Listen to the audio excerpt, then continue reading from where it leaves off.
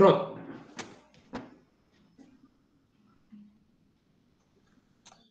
Seu microfone está desligado, Bruno.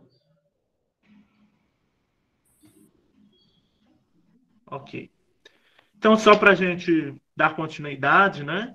Retomando um pouquinho, alguns pontos que talvez não tenham ficado muito claros, eu estava pensando aqui, por exemplo, aquela questão de Saulo e Paulo.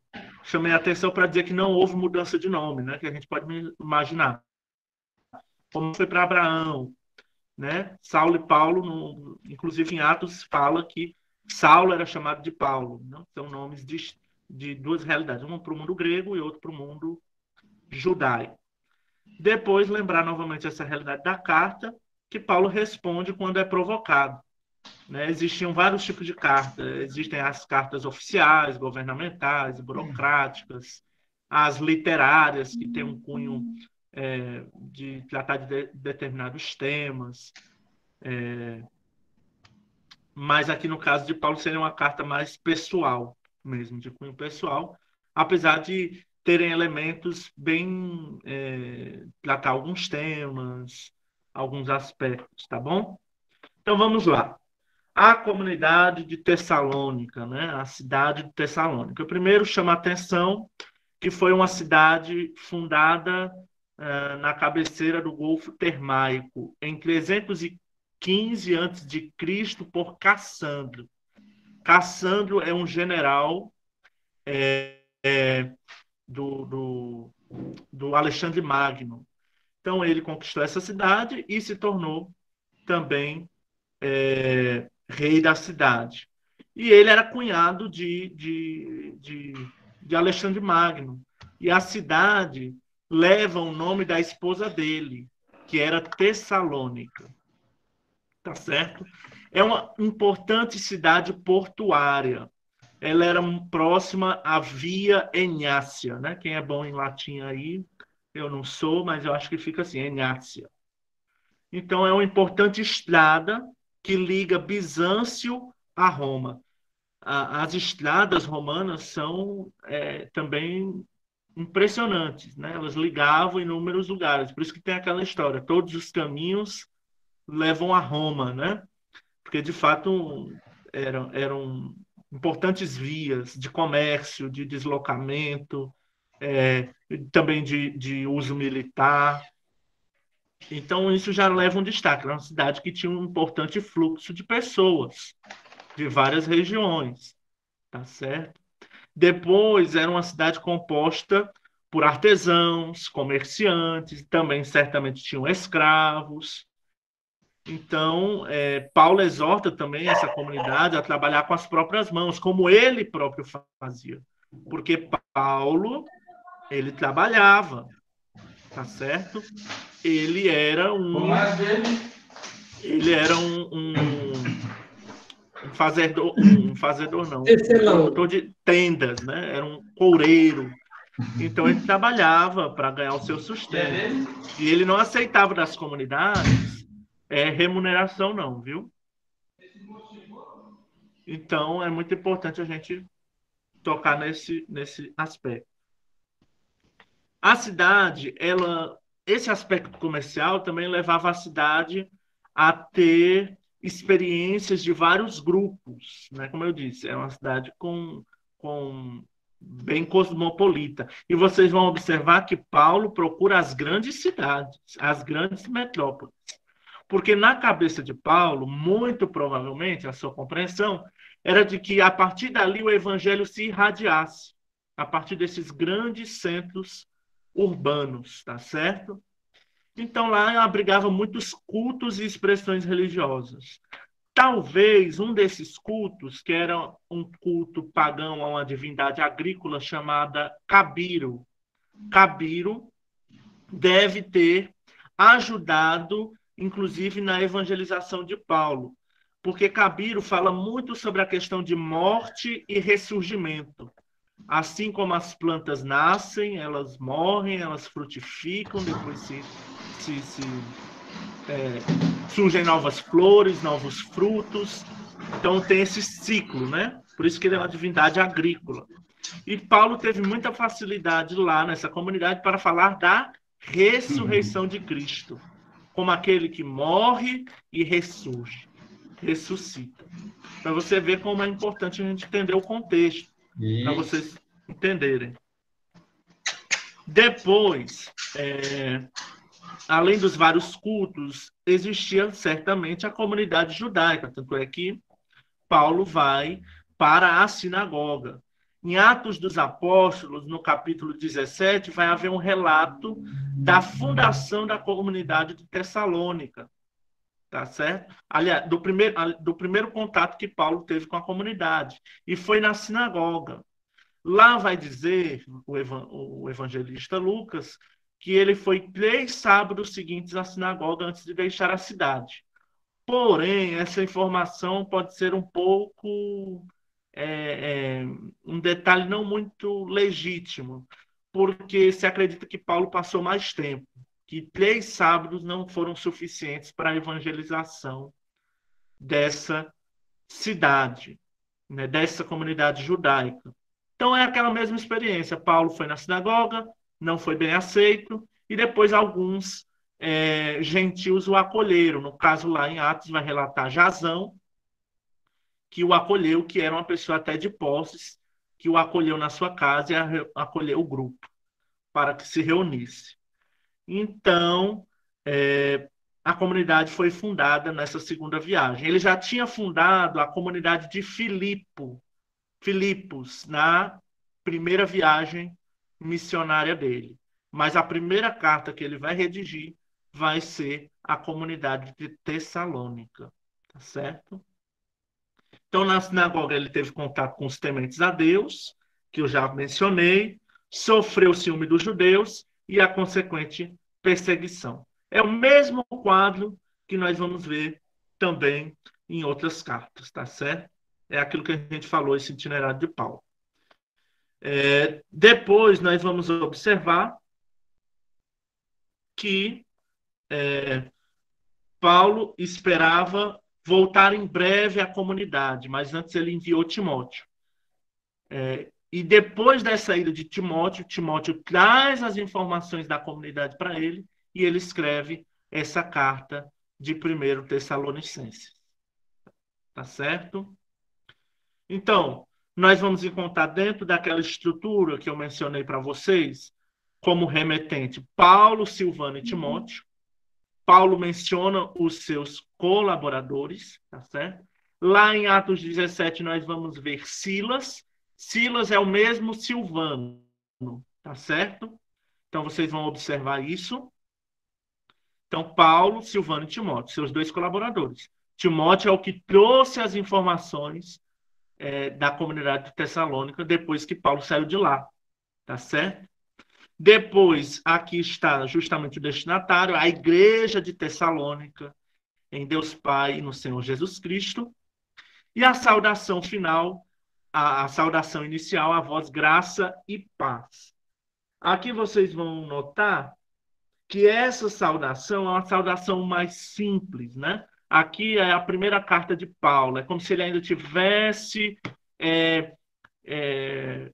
se aprimorando as suas técnicas, né?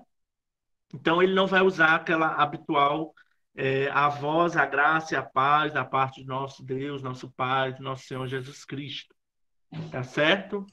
Que ele usa no início das cartas. Ele usa simplesmente a voz, graça e paz.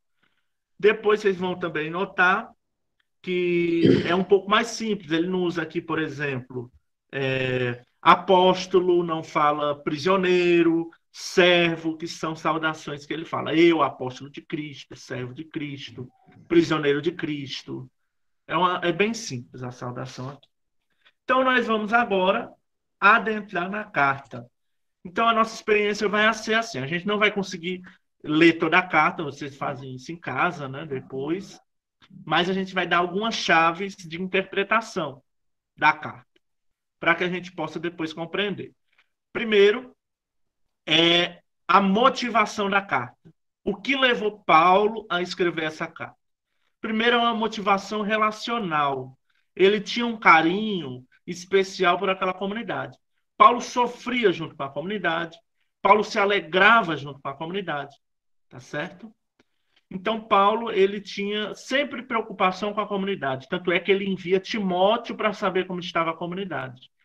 E as notícias que Timóteo traz são muito boas. Paulo fica muito contente com a experiência que está acontecendo na comunidade de Tessalônica. Tá certo?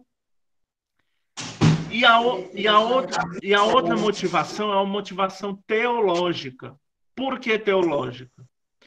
Porque lá surgiram algumas dúvidas acerca da ressurreição dos mortos. Tá certo?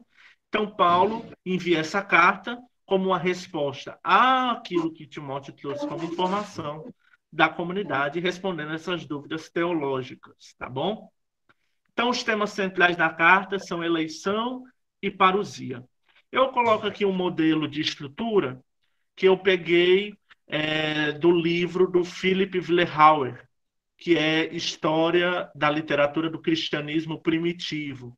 Ele é um autor protestante e eu usei em todas as estruturas dos livros que eu vou colocar, coloquei aqui como informação adicional. Eu não vou me deter nessa parte, não, mas só para vocês terem conhecimento.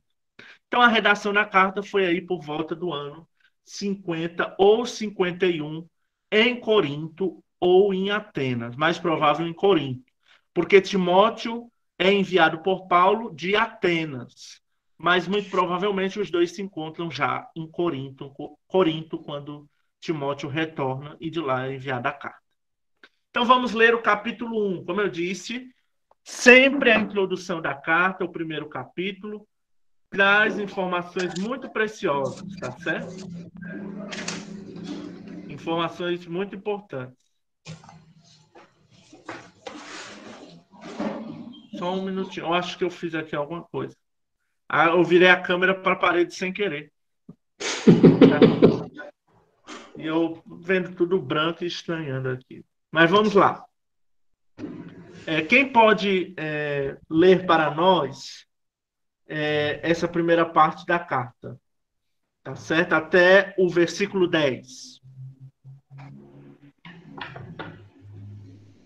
Capítulo 1, versículo 1 ao 10.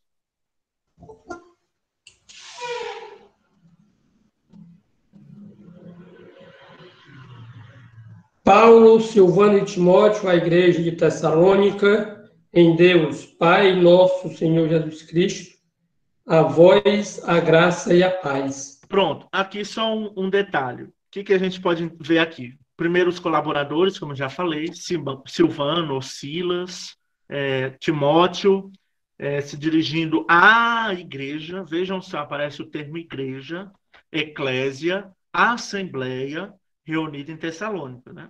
Já há uma identidade desse grupo. Depois, a vós, graça e paz. Graça e paz são duas saudações importantes. Graça é uma saudação grega e paz uma saudação judaica, né? Duas coisas muito importantes. A graça, dom de Deus, e a paz também, dom de Deus. Continua.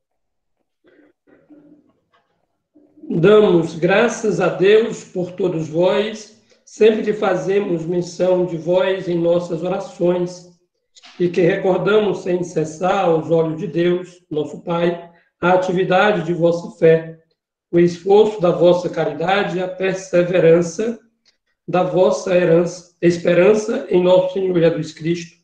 Pode dar uma paradinha agora. Vamos ver, ó. Paulo, ao saber das informações positivas da comunidade, ele vê que a graça de Deus está agindo nessa comunidade. Então ele continua colocando essa comunidade em oração. Ele reza pela constante graça na vida dessa comunidade. Porque não basta a graça atingir a comunidade. É preciso ela alimentar e nutrir esta graça na vida. Depois, um outro aspecto muito importante é que aqui existe a tríade paulina: fé, esperança e caridade. Né? E a ordem muda. Sempre o princípio é a fé. A fé é o fundamento. Mas o final pode mudar. Por exemplo, em Coríntios 13, 1 Coríntios, vocês vão ver que a fé, a esperança e a caridade, sendo que a caridade ganha destaque. Por quê? Porque lá era uma comunidade dividida, competitiva. Precisava reinar a caridade. Aqui ele coloca como fim a esperança, porque aqui a questão é a parousia, é a vinda de Cristo. É o evento definitivo de Cristo, da sua salvação. Então aqui muda a perspectiva, mas sempre Paulo trabalha com a fé, a esperança e a caridade como dimensões constitutivas do ser cristão. Tá certo? É por meio do Espírito Santo que é operada a graça de Deus e as suas virtudes. É o que a gente chama de virtudes teologais. Tá certo? Então, é o que recordamos sem cessar aos olhos de Deus, a atividade da vossa fé. Ou seja, o que está acontecendo agora nesse momento. Como Deus está produzindo frutos no meio da comunidade. O esforço do vosso amor, da vossa caridade. Como eles se esforçam, mesmo em meio aos sofrimentos e tribulações da comunidade. E perseguições. A comunidade é perseguida por causa do Evangelho. E a perseverança da vossa esperança em nosso Senhor Jesus Cristo. Então, esses 3 aspectos eu vou ressaltar, porque são muito importantes. Primeiro, porque são elementos essenciais para a vida cristã. Fé, esperança e caridade. Então, a base é sempre a fé, é o princípio. É a adesão ao Evangelho, a proposta de Jesus. É dom de Deus, é um Deus que age na nossa vida. Então, eu ajo de acordo com aquilo que eu acredito. A caridade é a expressão do testemunho, é a dimensão da vivência, a dimensão ética. É a fé que eu vivencio na minha vida. Ela se demonstra em amor a Deus e ao próximo. O amor praticado dentro da caridade, dentro da comunidade. E a esperança é a grande conclusão, é a espera ansiosa pela manifestação de Deus nos últimos dias. É a certeza de que nós perseveramos, mesmo em meio às perseguições, suportando a distância entre o presente e o futuro. Deus age hoje na nossa vida e nós temos a certeza que Ele agirá amanhã também, no futuro. Então, por isso que eu coloco aí como título, né, desse slide, dúvidas, consolo e certeza.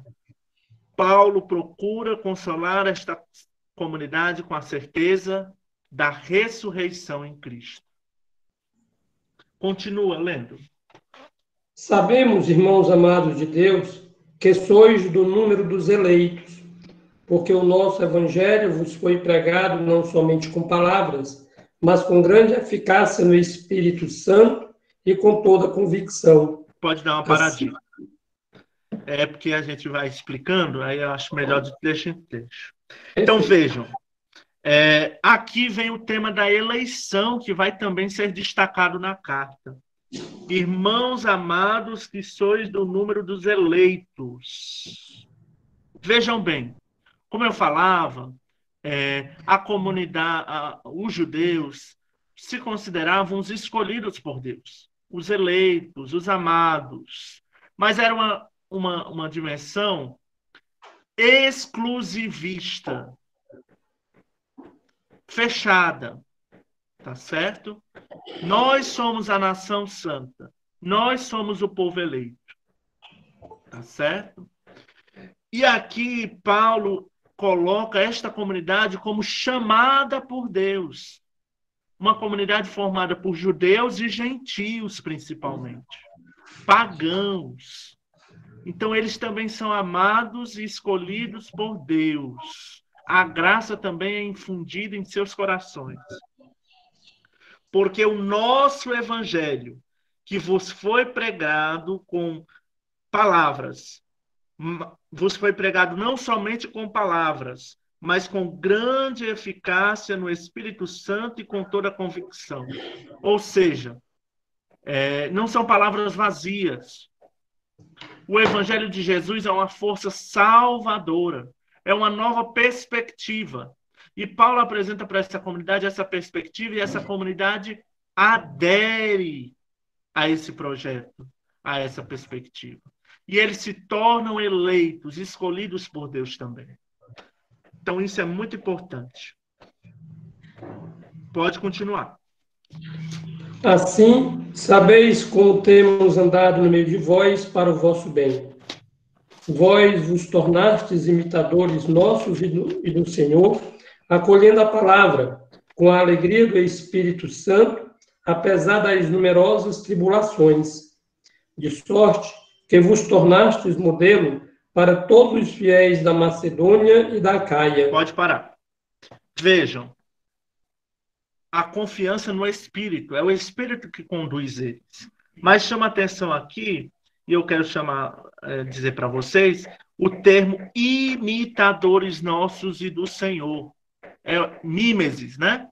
O que significa ser imitadores de Paulo e do Senhor?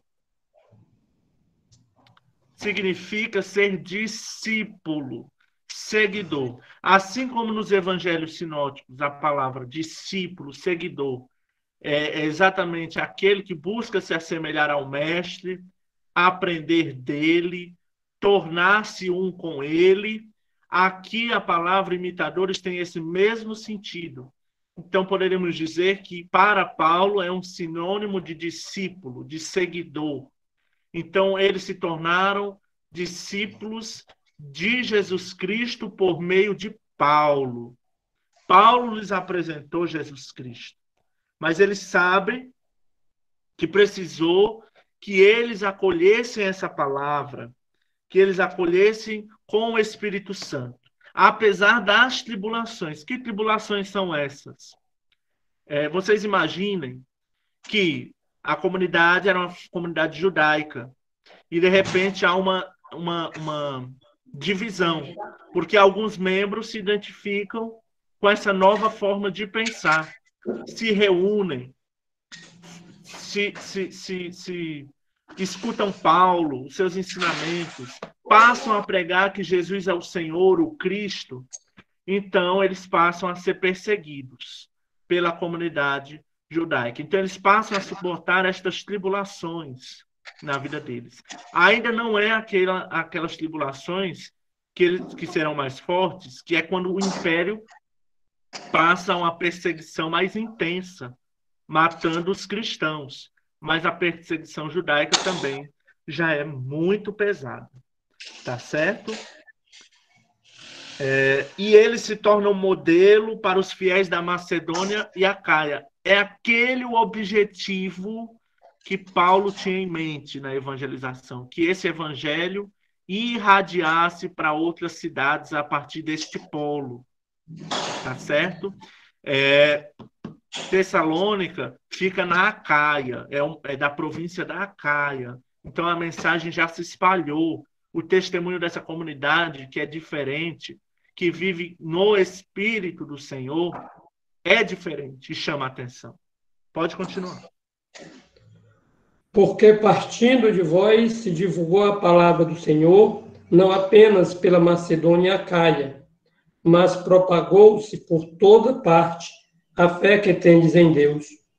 Não é necessário falarmos disso, pois eles mesmos contam qual acolhimento que da vossa parte tivemos e como vos convertestes dos ídolos a Deus, para servirdes ao Deus vivo e verdadeiro, e esperardes do céu a seu Filho, a quem ele ressuscitou dentre os mortos, Jesus, que nos livra da ira futura.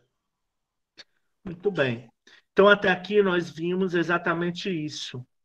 Primeiro, Paulo é muito feliz com essa comunidade porque ele se sentiu muito amado e acolhido.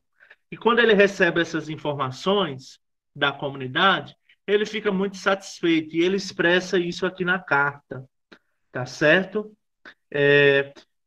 Vejam, essa comunidade se converteu dos ídolos. Então, isso aqui é um indicativo que a presença dos gentios era mais forte do que dos judeus.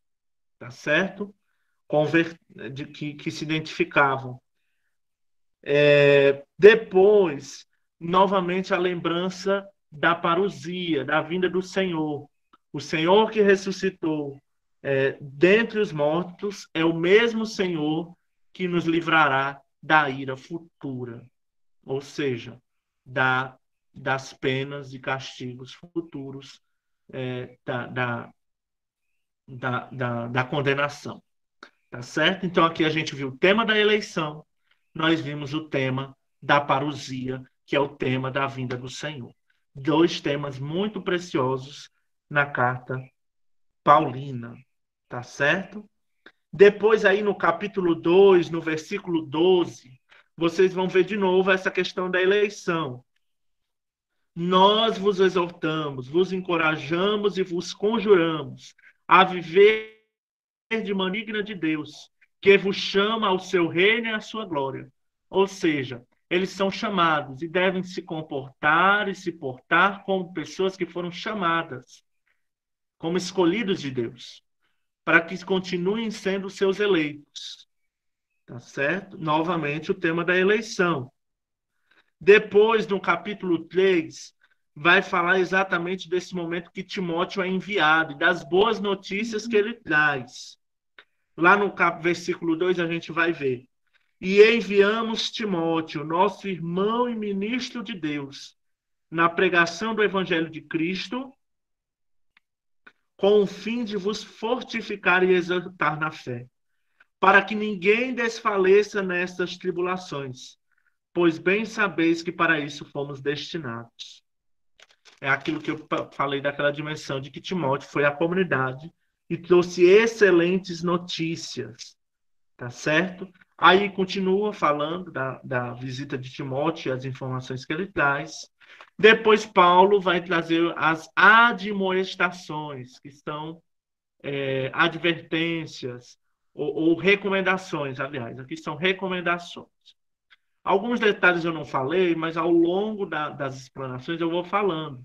Existem alguns estilos de literatura, de formas literárias que são usadas por Paulo. Por exemplo, nós temos a parênese, que são advertências, admoestações que ele faz à comunidade. Nós temos o uso do indicativo e do imperativo, que é quando Paulo ressalta algo que a comunidade já tem. Então, ele diz, vós sois homens de fé, por exemplo. Ele está, vós que sois homens de fé, vós que sois pessoas que cumprem os desígnios de Deus. Isso é uma forma indicativa para dizer, vocês estão fazendo e estão andando no caminho certo. E existe o imperativo, é aquilo que eles precisam crescer. Vós sois homens de fé, mas vejam bem, é necessário caminhar na fé. Aqui é um exemplo que não tem nada a ver, mas só para exemplificar que tem outras coisas que a gente não tocou. Existe, por exemplo, a captatio benevolentiae, que é uma forma que Paulo usa nas suas cartas, elogiando a comunidade, estimulando eles, atraindo eles para escutarem a carta, para depois descer a lenha. Tá certo? Então, Paulo é muito inteligente, ele usa muitas técnicas. Tá certo? Infelizmente, a gente não pode ver tudo. Vamos lá, para o capítulo 4, versículo 13. Nós vamos ver o tema da parousia.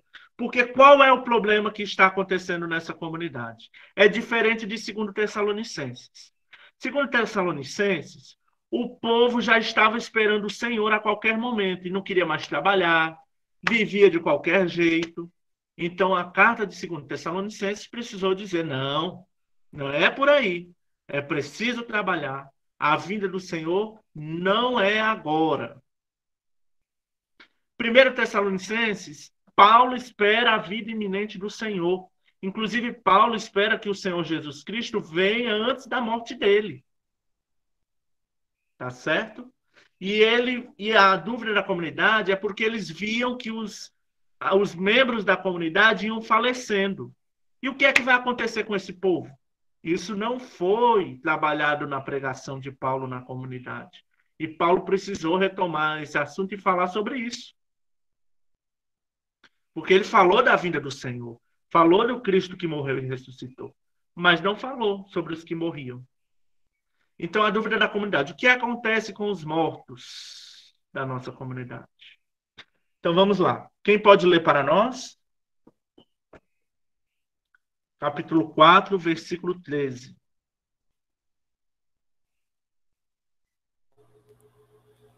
Irmãos, não queremos que ignoreis o que se refere aos mortos, para não ficardes tristes como os outros que não têm esperança. Muito bem. Olha, nesse trecho nós vemos exatamente essa lembrança da pergunta, da referência aos mortos. Timóteo traz essa informação. A comunidade está com dúvida nisso. Paulo agora vai esclarecer essa dúvida, ou pelo menos vai iniciar a resolução dessa problemática. Então ele já começa dizendo que ele não quer que a comunidade fique triste como os outros que não têm esperança. Eles têm esperança. E essa esperança está em Cristo Jesus. Continua. Se cremos que Jesus morreu e ressuscitou, assim também os que morreram em Jesus, Deus há de levá-los em sua companhia. Vejam. Pode continuar mais um pedaço. Pois isto vos declaramos, segundo a palavra do Senhor, que os vivos, os que ainda estivermos aqui, para a vinda do Senhor, não passaremos à frente dos que morreram. Então, o que é que Paulo começa a refletir aqui? Primeiro, aqueles que creem em Jesus Cristo, que morreu e ressuscitou, hão de ressuscitar com ele. Tá certo? O que aconteceu com Jesus Cristo vai ser igual para os cristãos, para os crentes. Tá certo? E ele vai depois continuar a narrativa, aqui o texto, e ele vai colocar que, segundo a palavra do Senhor, os que estiverem vivos, os que ainda estiverem aqui para a vinda dele, não passaremos à frente dos que morreram. Ele coloca ele também nesse grupo. Não passaremos à frente dele. Então, eles acreditam que os que morreram vão ressuscitar. Paulo defende isso. E os que estiverem vivos na hora da vinda do Senhor serão arrebatados. Irão em seguida a ressurreição dos mortos, que também serão levados, conduzidos. Continua. Quando o Senhor, afinal dado, a voz do arcanjo e ao som da trombeta divina, descer do céu, então os mortos em Cristo ressuscitarão primeiro. Em seguida nós, os vivos que estivermos lá, seremos arrebatados com eles nas nuvens, para o encontro com o Senhor nos ares. E assim estaremos para sempre com o Senhor. Consolai-vos, pois, uns aos outros com estas palavras. Muito bem. Então, veja, aqui tem um elemento, uma imagem apocalíptica, né? Trombeta, o anjo, descer dos céus, uma teofania, né? Uma manifestação da glória de Deus. E aí a gente vai encontrar esse elemento, por exemplo, da trombeta no Evangelho de Mateus, capítulo 24, que vai falar sobre quando a trombeta soar, enfim. São elementos típicos das imagens apocalípticas que falam do fim dos últimos acontecimentos, né? Depois, vejam, a questão, de novo, do arrebatamento para o encontro com o Senhor, e assim estaremos para sempre com o Senhor. Esta é a finalidade da comunidade, estar em comunhão com o Senhor. Tá certo? Então, eles estão vivendo esta vida, esta crença, esta fé, tendo em vista a ressurreição, o arrebatamento. Então, entra de novo aquela questão das tríades, da tríade paulina que eu falei. O princípio é a fé. A fé abre o caminho. E esse percurso, a caridade. Nós vamos percorrendo com fé e caridade. E a esperança é o ponto de chegada. É aonde nós queremos ir.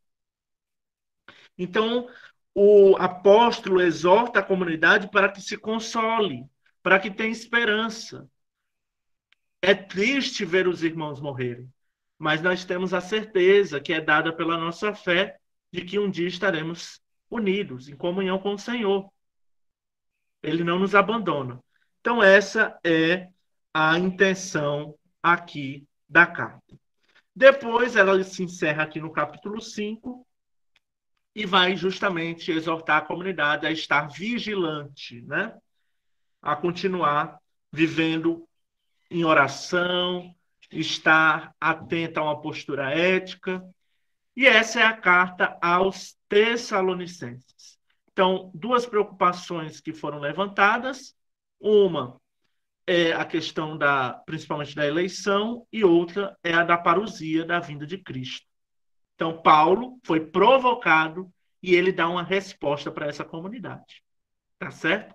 Esta é a primeira carta que nós temos hoje, dentre os nossos livros canônicos, escritos canônicos da Bíblia, escrita, tá bom? Do Novo Testamento. Do Novo Testamento. Então, foi a primeira aí no ano 50 ou 51, depois da visita de Paulo à comunidade de Tessalônica. O que eu diria mais para vocês? Primeiro, é uma coisa que eu não disse, mas agora eu vou dizer. Na ordem canônica, que nós seguimos a Vulgata, a primeira carta que tem lá, depois de Atos, é Romanos. Tá certo? Por que Romanos? Porque ali foi, primeiro, por uma ordem de importância que eles atribuíram, primeiro Paulo, depois foi por ordem de tamanho, Romanos é a maior carta. Depois eu acho que segue 1º e 2º Coríntios, e depois assim vai. Tessalonicenses não é uma carta muito grande. Durante muito tempo não se deu tanta atenção e relevância a essa carta. Mas agora, com as pesquisas mais recentes, a gente vê como ela é importante, porque ela é, de fato, a primeira carta que nós temos hoje do apóstolo Paulo. Então é muito importante a gente entender essa primeira carta dele. Tá bom? Alguma dúvida sobre essa carta? Deu para entender como é a dinâmica, né? A gente não vai poder ler tudo, a gente lê um capítulo que seja significativo para a gente entender a mensagem da carta. Então, agora, nesse momento, o Eduardo vai falar da 1 Coríntios, tá bom? Primeira carta de São Paulo aos Coríntios.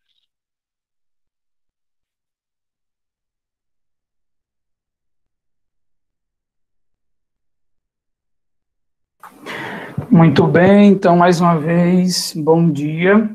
É um prazer estar com todos vocês aqui. Para me apresentar um pouquinho, não é muito difícil falar de mim, porque tem pouca coisa para falar, né? E, ao mesmo tempo que o Bruno falou, um pouquinho do que ele falou é mais ou menos o que serve para mim também.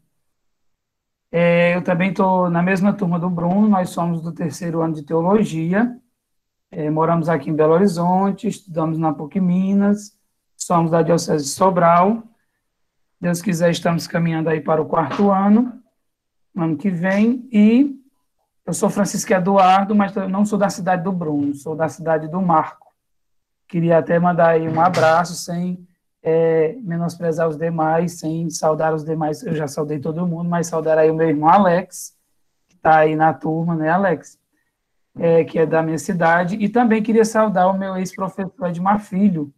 Edmar Filho também é um grande amigo, grande colega, que também está aí na caminhada com vocês. Edmar Filho foi meu professor no ensino médio, na faculdade, de filosofia também. Alex, você quer dizer alguma coisa? Não falha a idade do rapaz, não. O Edmar já está dizendo aqui, rapaz, não me denuncie. Não, a gente não vai dizer a idade, não.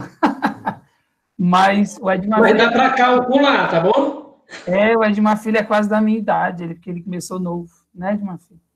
Mas é isso mais ou menos, então estamos por aqui para dar alguma contribuição, mesmo que não seja muita coisa, a gente sabe que não dá para ver tudo, mas estamos por aqui, o que precisar estamos aqui para ajudar. Então vou colocar aqui para produzir o meu slide para vocês acompanharem. Então, vamos lá, nós vamos começar com 1 Coríntios, ok? A segunda carta que nós vamos tratar nesse itinerário das cartas paulinas, as que chamam autênticas de Paulo. A bibliografia que nós utilizamos é mais ou menos a mesma do Bruno e do meu conteúdo que eu vou apresentar, ok? Então, rapidamente, nós temos aí as aulas da PUC Minas que ajudam bastante com o nosso professor de escritos paulinos, o professor o Padre Jean Richard. Nós temos aí 2 comentários bíblicos, esse primeiro aí chamado Os Autores Bergan e, se não me engano, Caris, que vocês podem depois, é muito interessante, é recomendado pelos professores. Esse aqui é o volume 3, que se refere ao Novo Testamento, mas ele tem o volume 1 e 2, que é referente também ao Antigo, acho que é Antigo Testamento, pegando ali Pentateuco, acho que os históricos, depois divide os proféticos sapienciais, é uma divisão entre três volumes. Esse comentário bíblico é muito indicado. Temos também aí a Bíblia de Jerusalém, que é a que a gente mais é indicado usar para os estudos de teologia bíblica. Tem outro comentário aí de São Jerônimo. Esse aqui que eu mostrei para vocês, nós não vamos ter como disponibilizar, porque nós só temos ele em livro, e nós só temos ele físico. Mas, esse outro comentário de São Jerônimo, de Browns, Fitzmyer e Murphy, esse povo aí, nós temos ele em PDF, tanto do Antigo quanto do Novo Testamento, a gente pode disponibilizar também, vamos disponibilizar. Tem aí um dicionário de Paulo e suas cartas, que eu não vou nem me atrever a pronunciar o nome desse homem, e dos demais que organizam, da Edições Loyola também vamos disponibilizar. Um que a gente usou muito também para preparar as nossas formações aqui para vocês foi do Udo Schneller, que é Paulo, Vida e Pensamento. Ele também nós vamos ter como disponibilizar em PDF. E, por fim, o que o Bruno já mencionou, que é o Philip Willer-Hauer, que é a História da Literatura Cristã Primitiva e por aí vai. Nós também vamos disponibilizar em PDF. Algumas outras coisas a gente também pode disponibilizar sem problema nenhum. Acredito que quanto mais tivermos de conteúdo ou de coisas para pesquisar, mais agrega ao conhecimento. E o Edmar também postou um livro também interessante, que eu dei até uma olhada, não conhecia, se não me engano, Zé Paulos ou Paulinas. Ele postou aí nos comentários, depois vocês podem olhar uma indicação de leitura de Paulo, ok? Bom, a nossa introdução. Quando é que Paulo esteve em Corinto? Provavelmente no ano 50 depois de Cristo. A gente não tem essas coisas de precisão de data, porque todo mundo sabe que são pesquisas, são investigações, e a gente sabe que essas coisas demandam muito a opinião de um, a opinião de outro. Um disse isso por causa daquele detalhe, o outro disse aquilo por causa do outro detalhe. Então, a probabilidade é anos 50 depois de Cristo, que está dentro da segunda viagem apostólica de Paulo, como Bruno já mencionou, em Atos, mais ou menos entre o ano da segunda viagem de 49 a 52, lá em Atos 18:5. Ele passou, é interessante pegar essa questão do tempo que Paulo passou em Corinto. Ele passou em torno de 1 ano e meio, ou seja, cerca de 18 meses. É o que menciona também Atos 18:11. Depois a gente vai falar o porquê interessante desse 1 ano e meio. Por que Paulo será que demorou tanto tempo em Corinto, né? Quando é, então, que Paulo escreve a Coríntios, ou seja, escreve essa que a gente chama de primeira carta de São Paulo aos Coríntios? A probabilidade também é de ter sido entre o ano 54 e 55, quando ele estava em Éfeso. O longo tempo de Paulo ensinando ali não gerou maturidade espiritual nos membros. Isso é que é interessante. Paulo passou 1 ano e meio lá, em torno de 18 meses, lá em Corinto. Mas o engraçado é que depois Paulo precisou mandar cartas aos coríntios para falar de algumas coisas que parece que durante a sua viagem não ficou, não é que bem esclarecida, mas não deu para ensinar direito, porque eles não aprenderam, e ele precisou mandar essas cartas. Nós vemos pelo menos essas duas, né? Eu estou dando 1 Coríntios, depois o Bruno vai falar de 2 Coríntios. Então, Antes de Paulo chegar em Corinto, ele estava mais ou menos em Atenas. Depois a gente vai ver no mapa como é muito pertinho. Depois de Atenas, a probabilidade, dentro da segunda viagem, é que ele vá para Jerusalém. Bom, então a particularidade de Corinto dele ter passado 1 ano e meio é interessante porque é muito tempo, e Paulo não demorou muito tempo assim nas cidades que passou. E o interessante que acabamos de destacar aqui é que o tempo que ele passou, mesmo sendo 1 ano e meio, ainda precisou ser enviado 2 cartas, e nós ainda vamos ver como pesa um pouquinho o teor dessas 2 cartas. Aí, para mencionar o que diz 1 Coríntios 3:1, só para vocês estabelecerem no que eu fiz no meu slide, toda vez que estiver entre parênteses uma passagem bíblica que não tem o nome do livro, é de Coríntios 1. Se tiver 2 Coríntios, se tiver outra passagem, eu vou colocar o livro, ou Atos, ou Coríntios, tá bom?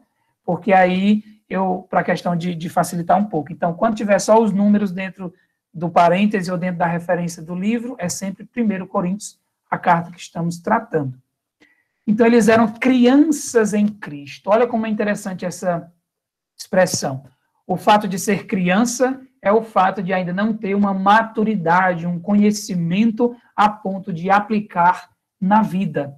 Ou seja, fazem as coisas ainda um pouco imaturas, um pouco, não é nem inocentes, mas um pouco sem saber ter noção do que está fazendo. Mas em Cristo, ou seja, em Cristo porque eles não estão separados de Cristo. E na cabeça dos coríntios, eles estavam em Cristo.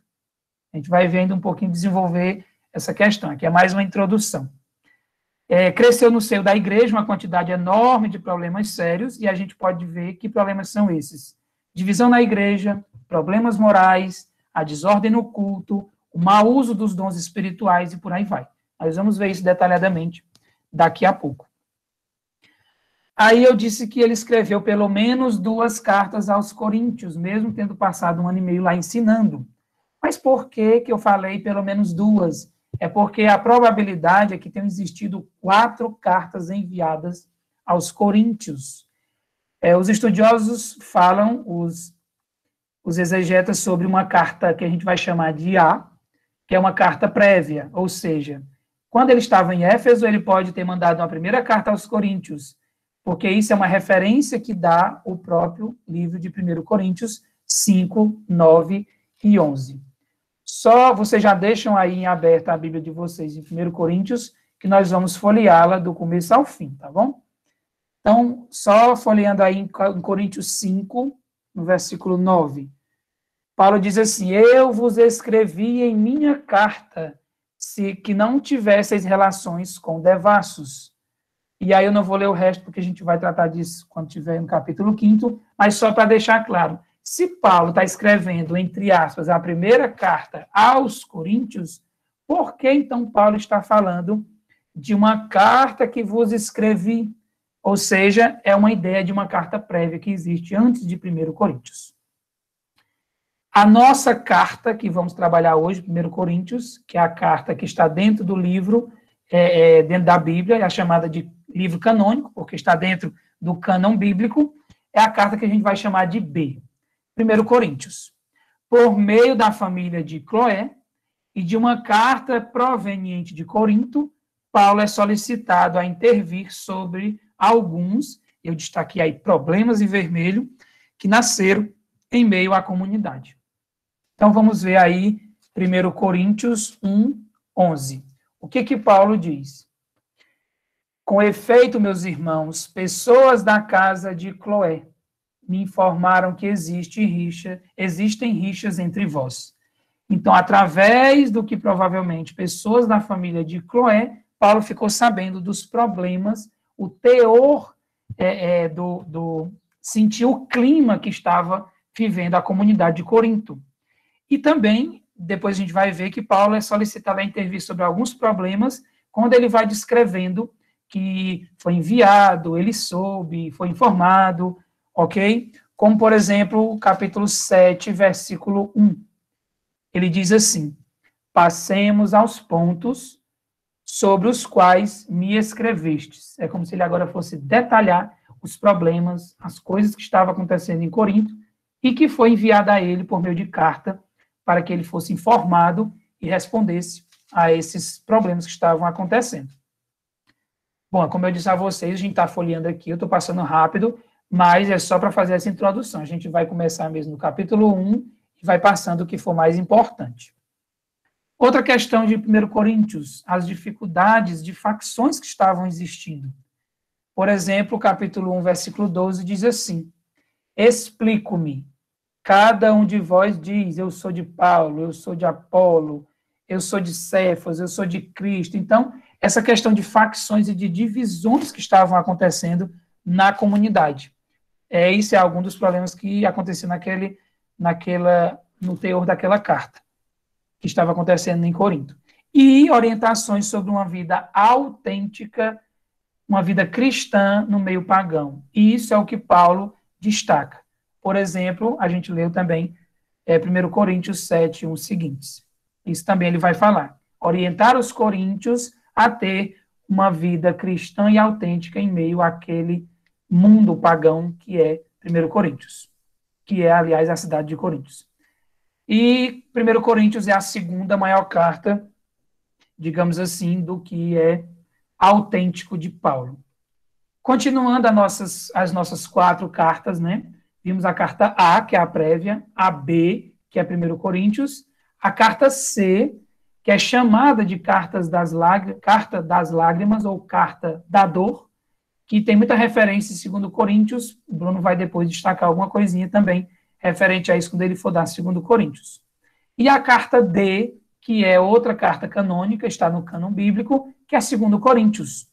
Então vejam aí, uma carta prévia, antes de tudo, uma primeira carta aos Coríntios que está no cânon, digamos, que é a B, para falar do teor do que estava acontecendo, e uma carta prévia, já foi dita alguma coisa para esse povo, e Coríntios primeiro vai desenvolver. Uma carta entre 1 e 2 Coríntios, que é chamada de das lágrimas ou da dor, e a última carta, a carta D, que é a própria carta de 2 Coríntios, que é a carta que o Bruno vai entrar propriamente dita. Bom, vamos agora falar um pouco de Corinto. Não sei se dá para vocês verem aí no mapa, mas eu vou passar o meu mouse para ver se dá para vocês verem. Deixa eu ver aqui, acho que esse negócio tem uma função aqui de um laser. Pronto. Corinto e Atenas. Ó. Aqui é Atenas, onde está esse pontinho vermelho, e Corinto está aqui. Então, as duas estão muito próximas. Então, digamos que Paulo, quando saiu de Atenas, foi a Coríntios, estava muito próximo, e de Corinto ele passou para Jerusalém.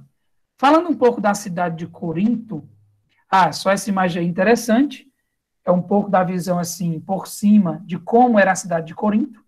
Então, vocês já veem aí alguma coisa relacionada a porto, mar, mas vamos falar disso.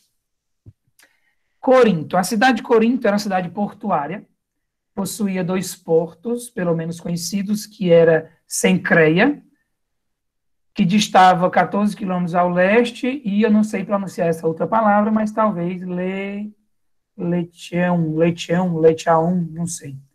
Era o outro porto que distava 2,5 quilômetros, 2,5 km a oeste. Era uma cidade muito rica, de muitas trocas comerciais, de muitas trocas culturais. Então, uma cidade portuária, muito bem localizada, uma cidade em que é bom lembrar, Atenas tinha as Olimpíadas. E parece que essa questão das Olimpíadas que acontecia em Atenas, também era uma coisa que a cada de 2 em 2 anos mudava entre Atenas e Corinto. Então, digamos que Corinto também tinha algumas atividades de atletismo. E, querendo ou não, uma cidade portuária, uma cidade rica, conhecida, de muita troca cultural, também recebiam muitos atletas, questão, por exemplo, que a gente conhece hoje como torcedores, questão do comércio, e por aí vai. Então, é interessante vocês já montando na cabeça de vocês que cidade era essa, com essas características que a gente vai falando. E eu queria pedir a vocês, se eu estiver falando também muito rápido, vocês avisem, viu? Que eu acho que às vezes a gente fala um pouco rápido. É uma cidade onde o elemento da sexualidade entra muito forte. Vamos comprovar isso em 1 Coríntios, do capítulo 5º ao capítulo 7º. E essa questão é interessante de falar, porque a questão da sexualidade, digamos, entre aspas, desenfreada, ela não entra somente porque existem prostitutas, porque em toda a cidade existem prostitutas, não é por isso somente. O porto influencia muito essa questão de chegar a um local bem localizado, pessoas de fora, atrai muito esse tipo de coisa, e a questão religiosa. Existiam edificações digamos, de religiões, de divindades, que a questão religiosa era forte, principalmente por essa questão da prostituição, onde se afirmava que era interessante essa questão de prostituição, essa questão do prazer sexual, porque através, a gente vai falar um pouquinho daqui a pouco de uma palavrinha interessante em grego, através do orgasmo sexual, era uma forma de chegar, por exemplo, confundido com a sensação, o êxtase com a divindade. Essa questão do orgasmo sexual. Então, a questão religiosa, a questão de porto, a cidade tinha essa sexualidade, digamos, desenfreada. Era uma cidade formada por uma população, a maioria escravos e servos, e a minoria eram ricos. Não é muito diferente das realidades que a gente conhece, não, né? Que a maioria eram escravos e servos e a minoria os mais ricos. Só que é interessante destacar que os ricos de Corinto eram sem privilégios de nobres daquela época. E aí é interessante porque alguns desses ricos faziam coisas, digamos, promovia alguma coisa para que eles pudessem ficar em evidência, para mostrar esse privilégio e essa evidência que os nobres tinham e que eles, mesmo sendo ricos, não tinham. Existiam dois polos que exerciam uma grande influência na vida social, o polo religioso e o polo cultural, educacional e filosófico. Era uma comunidade viva, efervescente, porém, ao mesmo tempo, muito difícil. Foi reconstruída pelos romanos em 44 a.C. É interessante falar que Corinto fica numa ilha chamada Acaia e pertence ao universo grego, pertence à Grécia, mas era uma cidade que era, digamos,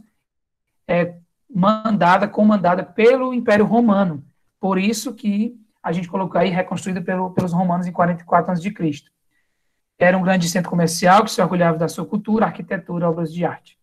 Era uma cidade tremendamente idólatra e lasciva, perversa, essa questão da sexualidade desenfreada.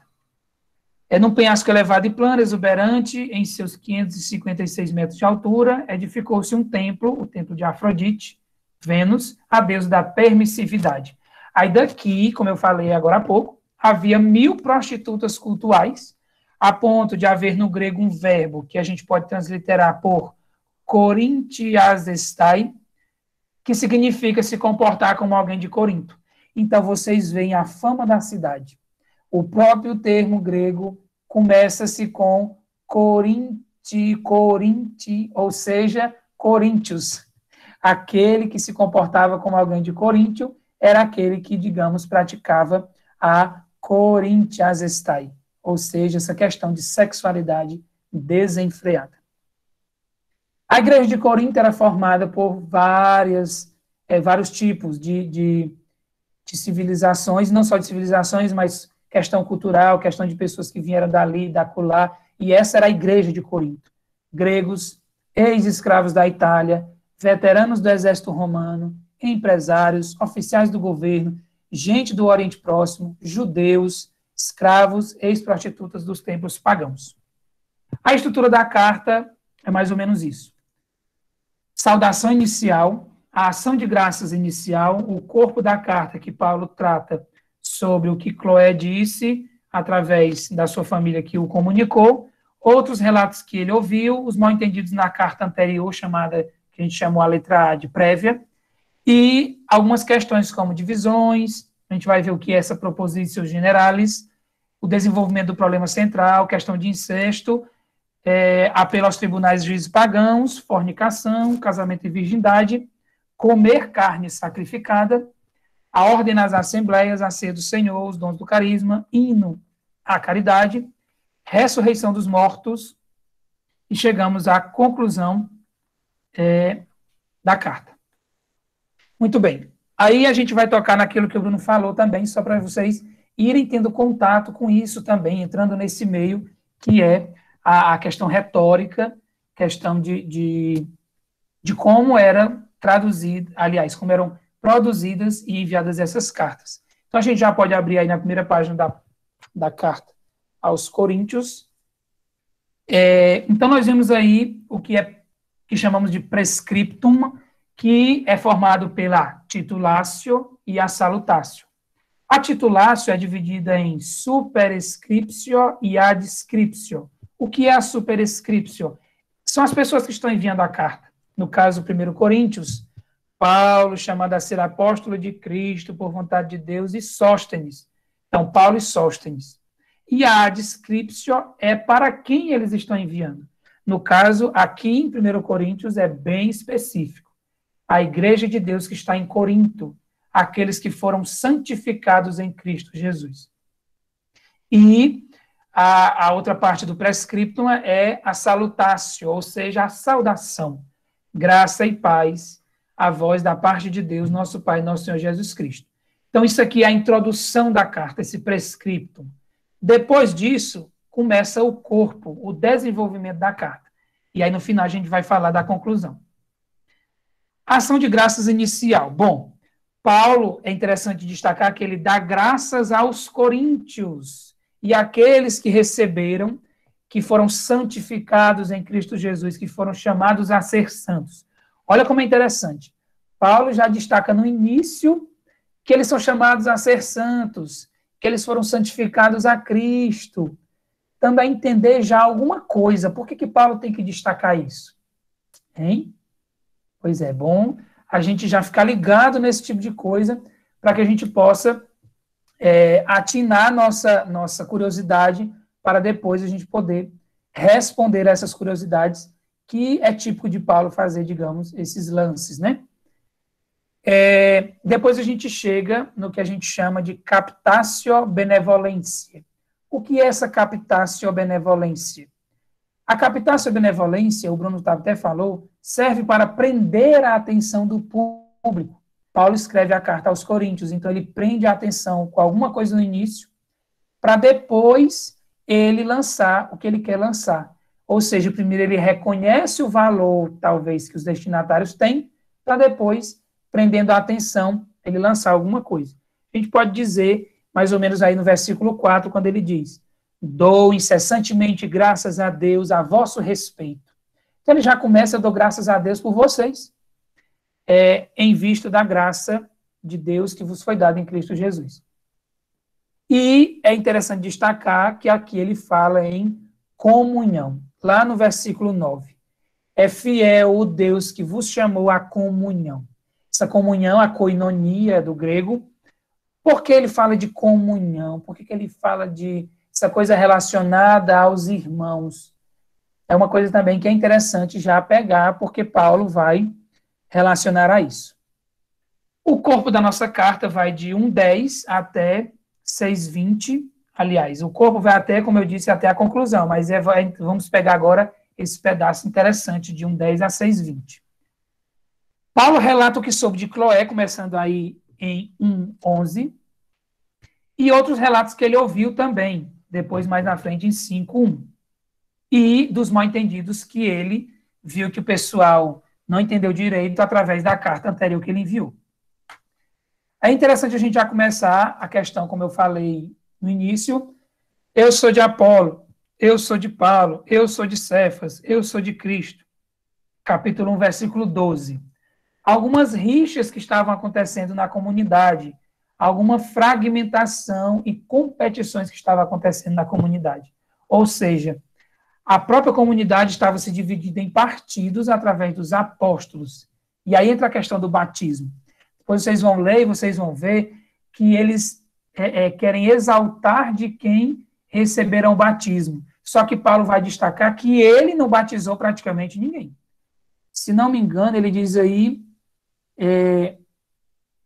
assim ninguém pode dizer que foi batizado em meu nome, no versículo 15. É verdade. batizei também a família de Estéfanas, quanto ao mais, não me recordo de ter batizado algum outro de vós. Para dizer, vocês não podem se vangloriar de ter sido batizado por mim, ou por Apolo, ou por Cefas, ou por Cristo. Não tem como se vangloriar de nada disso. Não tem como vocês fazerem partido disso. Sobre o batismo, o que interessa não é quem foi que batizou, mas o que recebemos no batismo. Então, ele dá esse destaque. As divisões. Vamos ver aí a partir do versículo 10, do capítulo 1 até o 16. Facções hostis que cresceram dentro da igreja, como eu falei, esses apóstolos. A unidade do corpo de Cristo estava abalada. E os 4 partidos, como a gente falou. E o que é interessante que Paulo destaca é que eles estavam juntos na igreja, estavam frequentando a igreja, mas não estavam unidos em Cristo. Então vejam que aquilo que foi falado no início sobre comunhão, sobre ser santo em Cristo, sobre essa questão de união já vai sendo, já vai sendo colocada aqui, já vai sendo esmiuçada, ele já vai desenvolvendo aqui. Então vejam que o importante já está chegando, o que é que ele vai tratar nessa carta realmente. E aí a gente chega no que a gente chama de propositio generalis, ou seja, aquilo que é uma proposição geral e que praticamente as cartas têm para dar a entender que a partir dali tudo vai ser desenvolvido sobre aquilo. Então eu vou pedir alguém para ler capítulo 1, versículo, pode ser do 17 até o 20, 17 a 20. Capítulo 1, 17 ao 20. Por favor.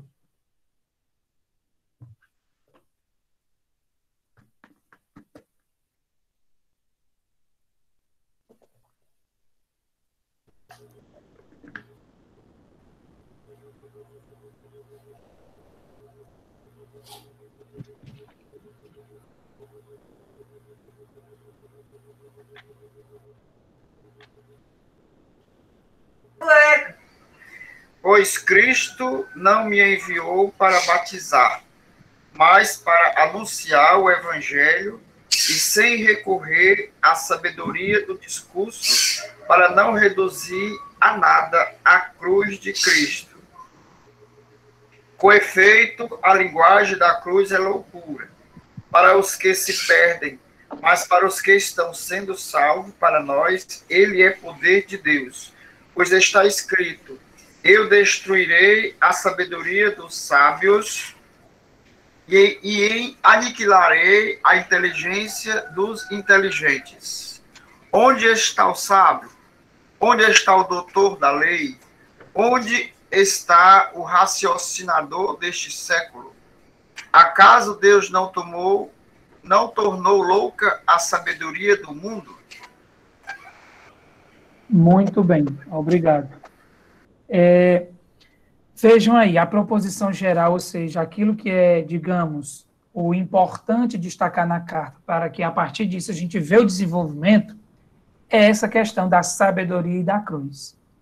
Nós vamos falar um pouquinho no próximo sábado sobre a teologia da cruz, mas eu já vou introduzir algumas coisas para vocês terem noção do que Paulo vai falar sobre toda a carta. Essa questão de Paulo falar sobre a cruz aqui no início é interessante porque, olha o que ele vai dizer. Com efeito, a linguagem da cruz é loucura. Por que a linguagem da cruz é loucura? Ora, meus irmãos, aquela época, falar em cruz, pronunciar a palavra cruz, já significava humilhação, coisa ruim, bandido, só que não presta. Por quê? Assassino, porque aquilo que falava-se de cruz eram as coisas mais cruéis que aconteciam com as pessoas, por questão de sofrerem, serem castigados pelo que fizeram. Então, cruz era, meu Deus, vamos dizer aí, loucura. Mas essa loucura não se remete só à cruz em ser assim, mas ao mesmo tempo de porque ela é assim, Cristo abraçou ela, que é assim, e ao mesmo tempo nós precisamos e devemos abraçar esta mesma cruz. Então, o que é interessante destacar aí? Que Paulo fala dessa cruz como uma forma de que nós precisamos entrar nessa lógica da loucura e é loucura para os que querem, para que nós não nos percamos, como ele diz depois. É loucura para aqueles que se perdem, para aqueles que se salvam, para nós é poder de Deus. Então, olha essa lógica da língua, aliás, olha essa lógica da cruz. Essa coisa de ser loucura, ao mesmo tempo de ser salvação, e ao mesmo tempo de ser motivo de humilhação, de ser... É uma coisa ruim. Essa questão da cruz que Paulo destaca evidencia o mistério pascal de Cristo. Cruz, a sua morte, a sua ressurreição. É interessante destacar aqui que Coríntios está dentro de uma moldura, digamos assim. Começa-se com a cruz, e lá no final, no capítulo 15, vamos falar da ressurreição. Ó, cruz e ressurreição. Então, o que está dentro desse texto, entre cruz e ressurreição, é o que, digamos, vai ser emoldurado pela cruz e ressurreição. Tudo vai estar baseado no mistério pascal de Cristo. Com essa questão da cruz, é interessante destacar a cruz também como uma experiência eloquente que nos envolve. A cruz é sinal, digamos, de humilhação, mas com a ressurreição ela tem um novo sentido. Um Cristo que ressuscita por meio da cruz e que vence a morte. Então, a cruz é um símbolo difícil de ser aceito, como eu falei, de humilhação e etc. Porém, com a expressão da graça de Deus manifestada por Cristo na cruz, ela se torna não mais uma coisa, pelo menos para os cristãos, um símbolo difícil, mas um modelo de vida. O que eu posso falar aqui para não entrar muito? A referência que Paulo faz, por exemplo, em Isaías 29:14, quando ele diz, destruirei a sabedoria dos sábios, rejeitarei a inteligência dos inteligentes, ou seja, os sábios e inteligentes que, digamos, se destacam, se não entrarem na dinâmica e na linguagem, nessa sabedoria da cruz, com certeza entrarão numa sabedoria e numa inteligência onde é falha, não serve de nada. Destaca Isaías, porque lá naquele período, quando Isaías vai falar dessa sabedoria e inteligência também, ele destaca as pessoas que estavam praticando, indo atrás da lei, dos mandamentos, dos decretos, e as pessoas que estavam dizendo ser sábias demais, mas que essa sabedoria, digamos, eram sabedorias que não estavam realmente indo atrás das leis e decretos de Deus, mas eram sabedorias pretensiosas. E, a mesma forma, Paulo destaca aqui, que sabedoria é essa que não esteja alinhada à lógica, à eloquência, à loucura da cruz? Então, para falar sobre essa questão de Isaías e sobre a questão da cruz, é interessante finalizar dizendo que os coríntios, Paulo falava para eles, por isso, os coríntios se preocupavam demais com essa sabedoria que Paulo está aqui denunciando e que Isaías denunciou, ou seja, com uma forma. Os coríntios reduziam a sabedoria a somente uma coisa estética, uma coisa aparente. E o que Paulo vai atrás? Que eles se preocupem com o conteúdo, ou seja, não é ruim, não é errado, pelo contrário, temos sim que ir atrás da sabedoria, mas uma sabedoria que seja assimilada na vida, ou seja, a um estilo de vida, uma sabedoria que provoque um estilo de vida. Aí a gente pode destacar coisas que a gente hoje tem contato muito, né? Algumas pessoas que só por saber o evangelho, por ter uma sabedoria, se permitem viver determinados comportamentos que se revelam, na verdade, o contrário ao que é o verdadeiro evangelho e aquilo que Cristo destaca, mostra, apresenta na cruz. Por isso que a cruz é loucura. E assimilar o conteúdo da cruz é típico somente daquele que assume a sua vida no evangelho. Por isso tem que deixar outra espécie de sabedoria para entrar na sabedoria da cruz. Bom, eu não vou entrar muito nessa questão para não me demorar e porque nós vamos ver também na teologia paulina da cruz. Mas só para dizer para vocês que Paulo agora vai entrar em todos esses problemas, em todas essas temáticas, para destacar, fazer referência à questão da sabedoria da cruz. Aí eu coloquei, mas eu não vou passar muito, vamos passando o caso de incesto. A partir daqui há o desenvolvimento de temas particulares que provém de algumas informações que Paulo recebeu. O caso de incesto, aí nós podemos ir lá para 5:1-13. Bom, existia um pai em que tinha uma esposa. Esse pai que tinha essa esposa, o seu filho teve relações com a esposa do pai, que não era sua mãe, obviamente, era madrasta. Mas pela relação que existia entre um parentesco próximo, aproximado com mãe, foi tratado como caso de incesto. E o interessante perceber é que a comunidade de Corinto, não a igreja, a cidade de Corinto, via aquilo como uma coisa horrível, horrorosa. Mas a comunidade de Corinto não dizia nada.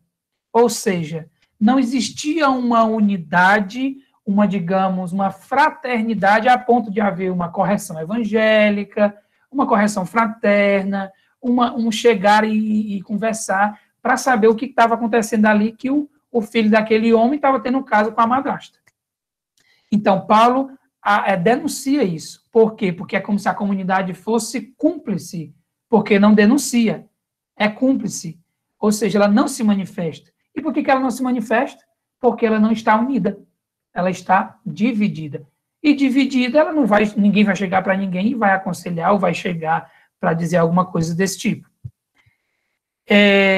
Aí o Bruno falou do imperativo, do indicativo e do imperativo de Paulo. É interessante a gente ver no capítulo 5, versículo 7, quando Paulo diz assim: purificai-vos do velho fermento para serdes nova massa, já que sois sem fermento.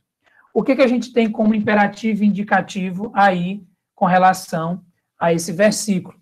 Ora, o Bruno falou muito bem. O indicativo é como se fosse aquilo que já tivessem. E o imperativo é falar de ainda algo que não temos ou que a gente precisa ainda ter mais ainda.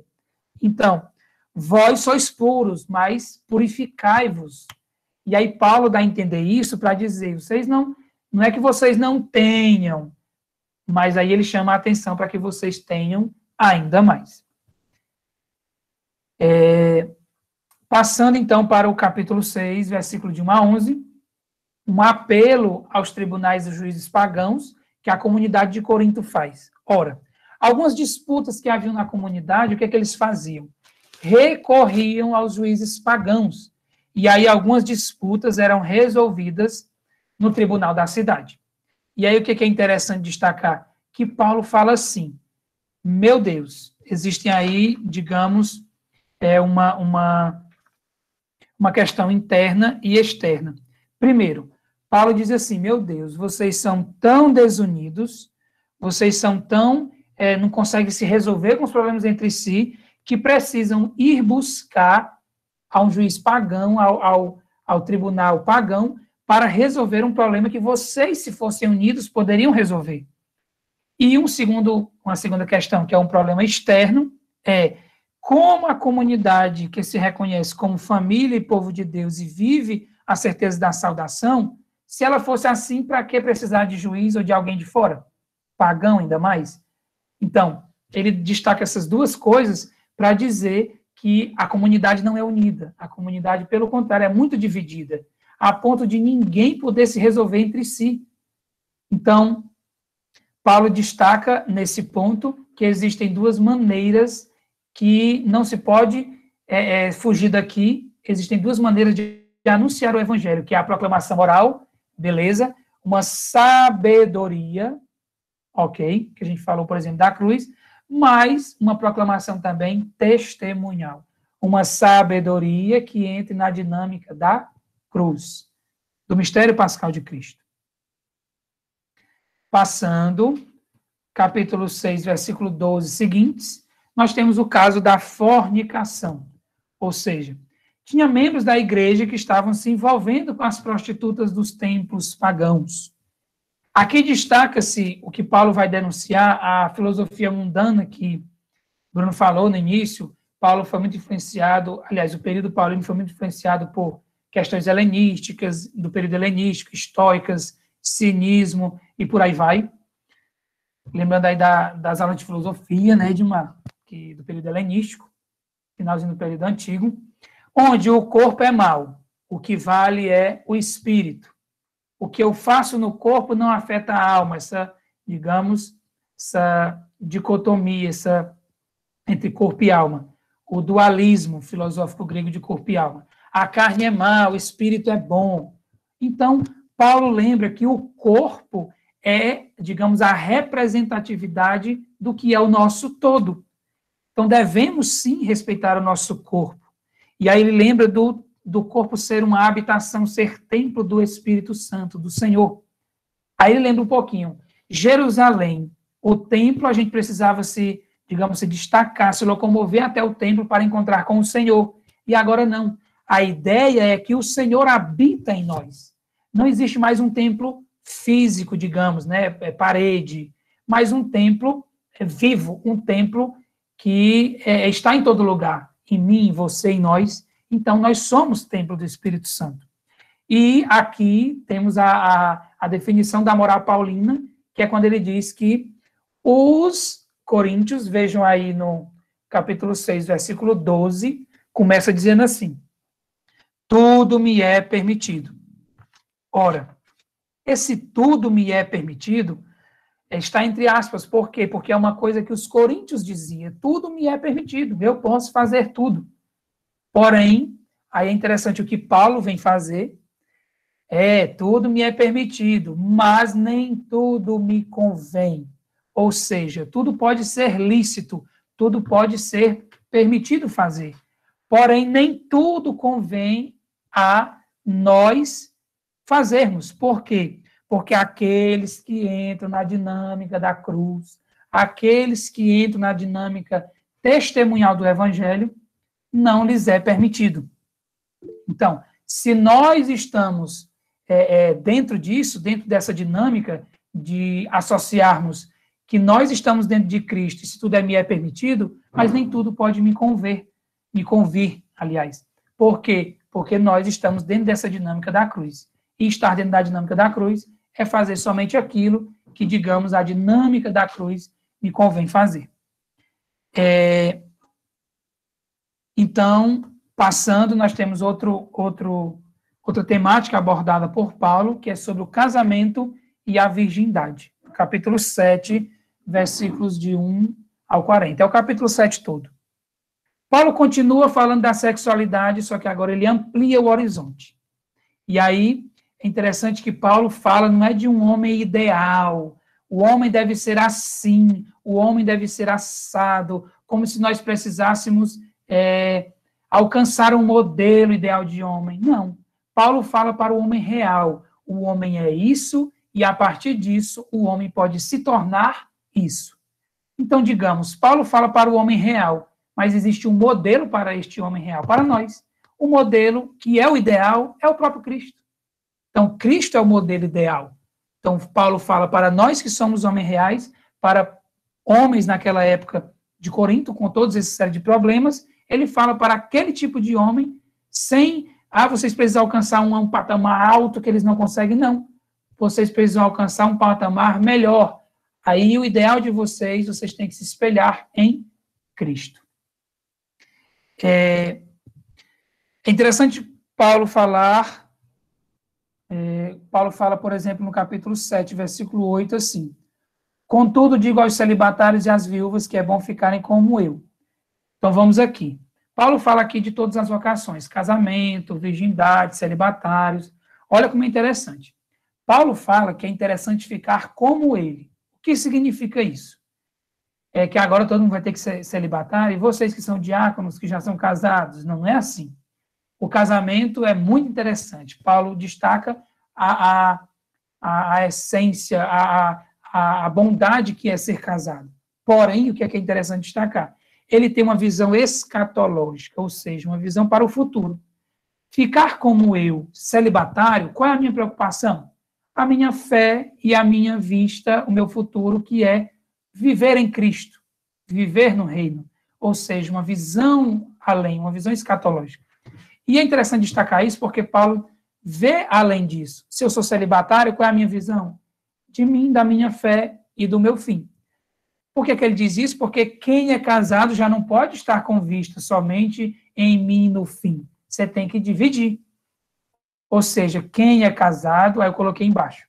Uma parte sua é para o cônjuge, para o seu companheiro, a sua companheira, seu esposo, sua esposa, e a outra parte é para a fé. Então, olha como é interessante, você não precisa ficar o seu todo voltado para o fim. É uma coisa até que a gente escuta dos diáconos permanentes aqui de Belo Horizonte, da Arquidiocese, quando eles dizem, né, que Dom Valmor, quando vai dizer para eles, quando vai falar com eles, dizem, a prioridade de vocês não é o serviço diaconal, é o serviço na família. Por quê? Porque se o diácono deixa o aniversário do filho, deixa uma coisa do filho, deixa uma coisa da filha, uma coisa da esposa, uma coisa da família, para, por exemplo, ir servir numa missa, e isso não é prioridade. Você está esquecendo do que você, antes de tudo, antes de ser diácono, você já é casado. Então, só para destacar um pouquinho dessa questão. Então, quando ele diz assim, então o ideal é ser celibatário, porque você tem uma visão escatológica, você tem uma visão totalmente voltada para o fim, e não divide entre o esposo e a esposa. Porém, existem aqueles que não conseguem se guardar na continência, que é a castidade. Então, o que ele diz? Pelo amor de Deus, case.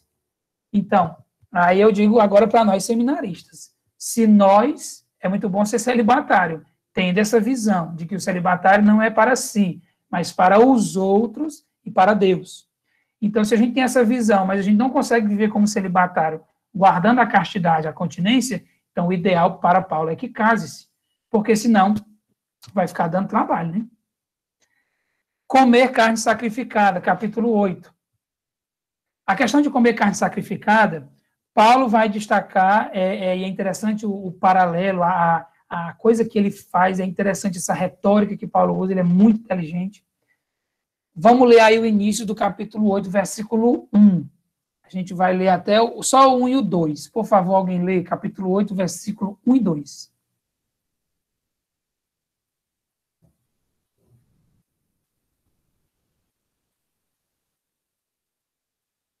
Alguém, por favor, pode ler. Capítulo 8. Versículo de 1 a 2, isso. No tocante às carnes sacrificadas aos ídolos, todos está claro. Possuímos o conhecimento. O conhecimento incha, mas o amor edifica. Se alguém imagina conhecer alguma coisa, ainda não conhece como deveria conhecer. Muito bem, obrigado. Eu não sei qual é a sua tradução, mas deu para entender também, só para a gente dar uma olhada aí, ó. É a Tebe. Isso, é a Tebe. No tocante às carnes sacrificadas aos ídolos, entende-se que todos temos ciência. Ele está entre aspas também, não é palavra de Paulo, é palavra dos Coríntios.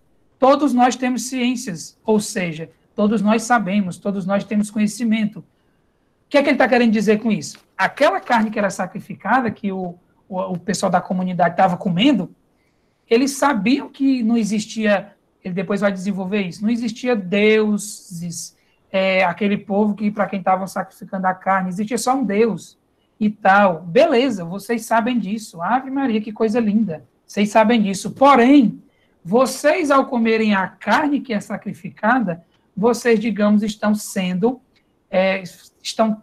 não tendo caridade, ou seja, uma falta de caridade para com o outro. Porque vocês sabem, mas aqueles que estão ali vendo vocês comerem as carnes, que, digamos, não tem toda essa ciência, essa sabedoria, eles não vão entender isso. Isso é falta de caridade. Mais uma vez, Paulo toca naquilo que a gente pode entender como divisão. Não há uma unidade. Então, para Paulo, quando ele diz isso, ele diz, a ciência incha e a caridade edifica.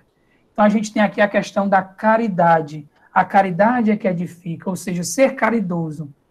Deixar de comer essas carnes para fazer com que o outro não sofra, é uma forma de ser também caridoso, de ter caridade.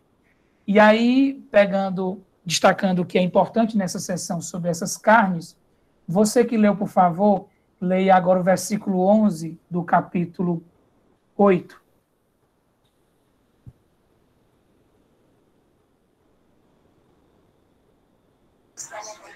E graças ao teu conhecimento parece o fraco, esse irmão pelo qual Cristo morreu.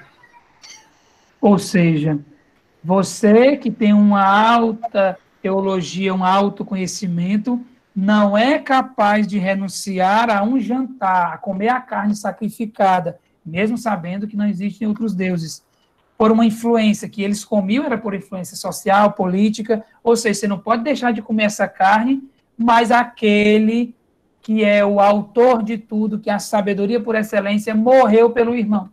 Então, ele morre pelo irmão, Cristo morre pelo irmão, é caridoso com o irmão, e você não tem coragem de fazer uma coisa dessa, de deixar de comer essa carne? Então, Paulo dá, digamos, essa tacada aí neles com relação a comer carne sacrificada. No capítulo 9, nós temos aí o exemplo de Paulo, que ele conseguiu renunciar a alguma coisa, e se ele conseguiu, eles também podem.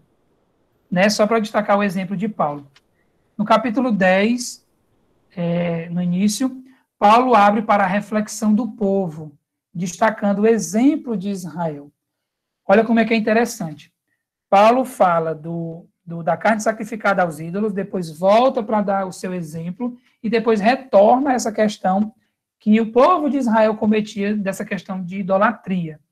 Então, veja como Paulo faz essa dinâmica, fala daquilo, dá um exemplo e depois retorna, para entrar com outro significado. Depois a gente entra no que Paulo vai destacar, em não compactuar com a idolatria, sobre o cálice e o pão que abençoamos, que é o corpo e o sangue do Senhor. Para dizer isso, se Cristo se doa por nós, por meio da Eucaristia, se Cristo se doa por nós, fazendo essa comunhão, nós também precisamos nos doarmos uns aos outros. A partir do capítulo 10, versículo 23 até o 33, sai muito naquilo que o rapaz agora leu agora, né? O que podeis fazer pelo teu irmão? Se Cristo fez, morreu, por que tu não podes fazer isso? E aí o capítulo 11, versículo 1, termina essa parte da carne sacrificada, quando diz, sede meus imitadores, como eu mesmo sou de Cristo. Não é que a gente tem que imitar Paulo, e tem, mas é imitar a imitação de Paulo, ou seja, se Paulo imitou Cristo, devemos fazer como ele, imitar também a Cristo. No capítulo 11, versículos de 2 a 34, que é o próprio capítulo 11, o resto do capítulo 11, Paulo vai falar da ordem nas assembleias. Primeiro ele fala das condutas do homem e da mulher, vai falar um pouquinho da veste, depois é interessante vocês até lerem do capítulo 11, versículo 10 em diante, que é quando Paulo vai dar a entender que o homem deve estar, a mulher deve estar submissa ao homem, o homem é superior, ele dá até o exemplo de Gênesis. Mas ele vai destacar, a partir do versículo 11, que diante do Senhor, a mulher não existe sem o homem, e o homem não existe sem a mulher. Ou seja, se a mulher foi tirada do homem, o homem nasce pela mulher e tudo vem de Deus. Então, alguns podem até ler Paulo como se fosse, digamos, machista, patriarcal, falando disso, mas aí Paulo coloca o homem e a mulher, digamos, por igual. Depois vai entrar-se na ceia do Senhor, no versículo 17 em diante, onde Paulo, primeiro, evidencia o que está acontecendo, as pessoas estão indo se encontrar, e antes ou depois da ceia do Senhor, existem aquelas pessoas que chegam, comem tudo e não deixam nada para quem chega. Ou seja, essa questão das pessoas comerem tudo e não deixar nada para quem chega, também toca naquilo que Paulo destaca em Coríntios, que é a desunião, não há união. E aí o que vai acontecer aqui, falando da ceia do Senhor?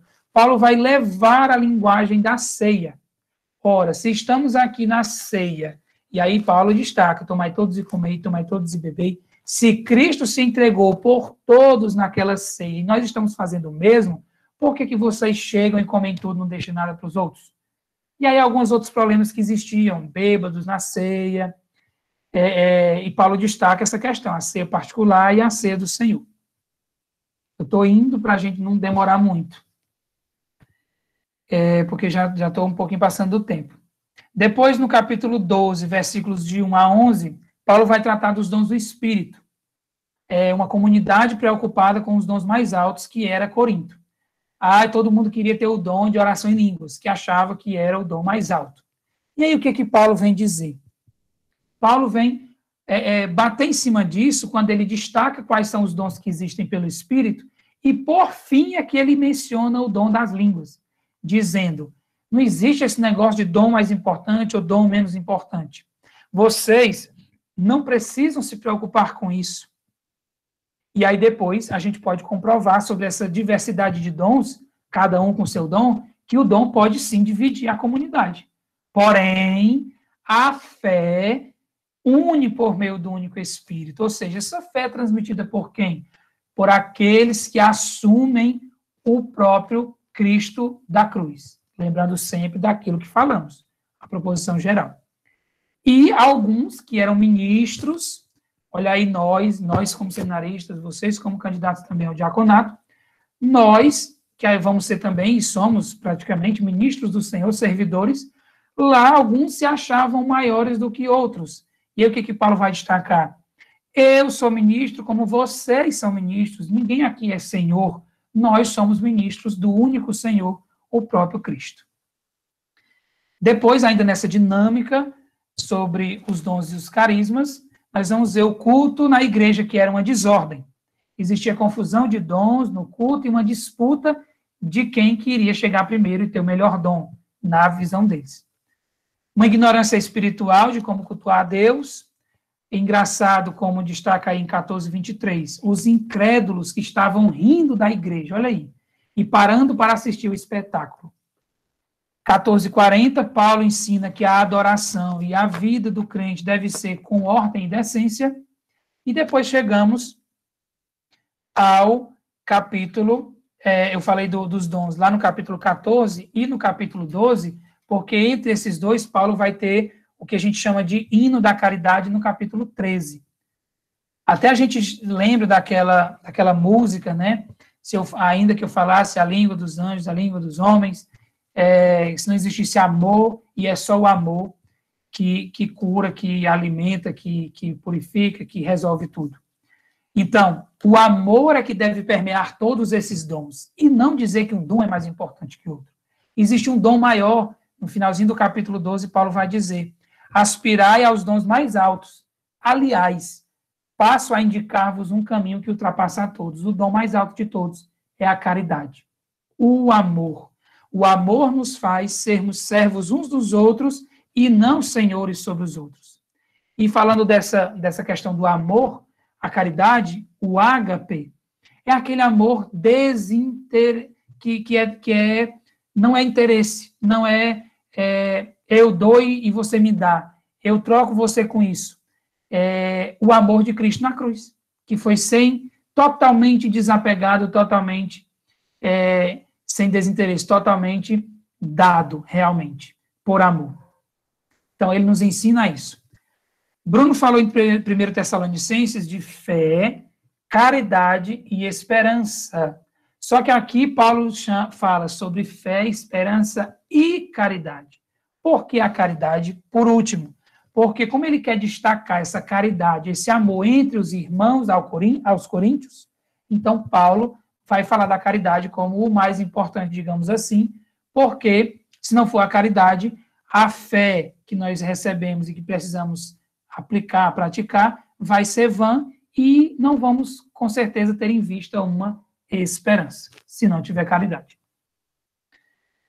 Então, eu queria destacar algumas coisas que é interessante, mas o tempo não permite, a gente vai falando das coisas que são, assim, só mais importantes. No capítulo 14 em diante, ele vai falar de uma verdadeira sabedoria, ou seja, o dom da profecia. Ele vai dizer, não é a oração em línguas, por exemplo, o dom mais alto, é o dom da profecia. Por quê? Porque o dom de línguas, você vai entrar, digamos, em contato, em oração com Deus.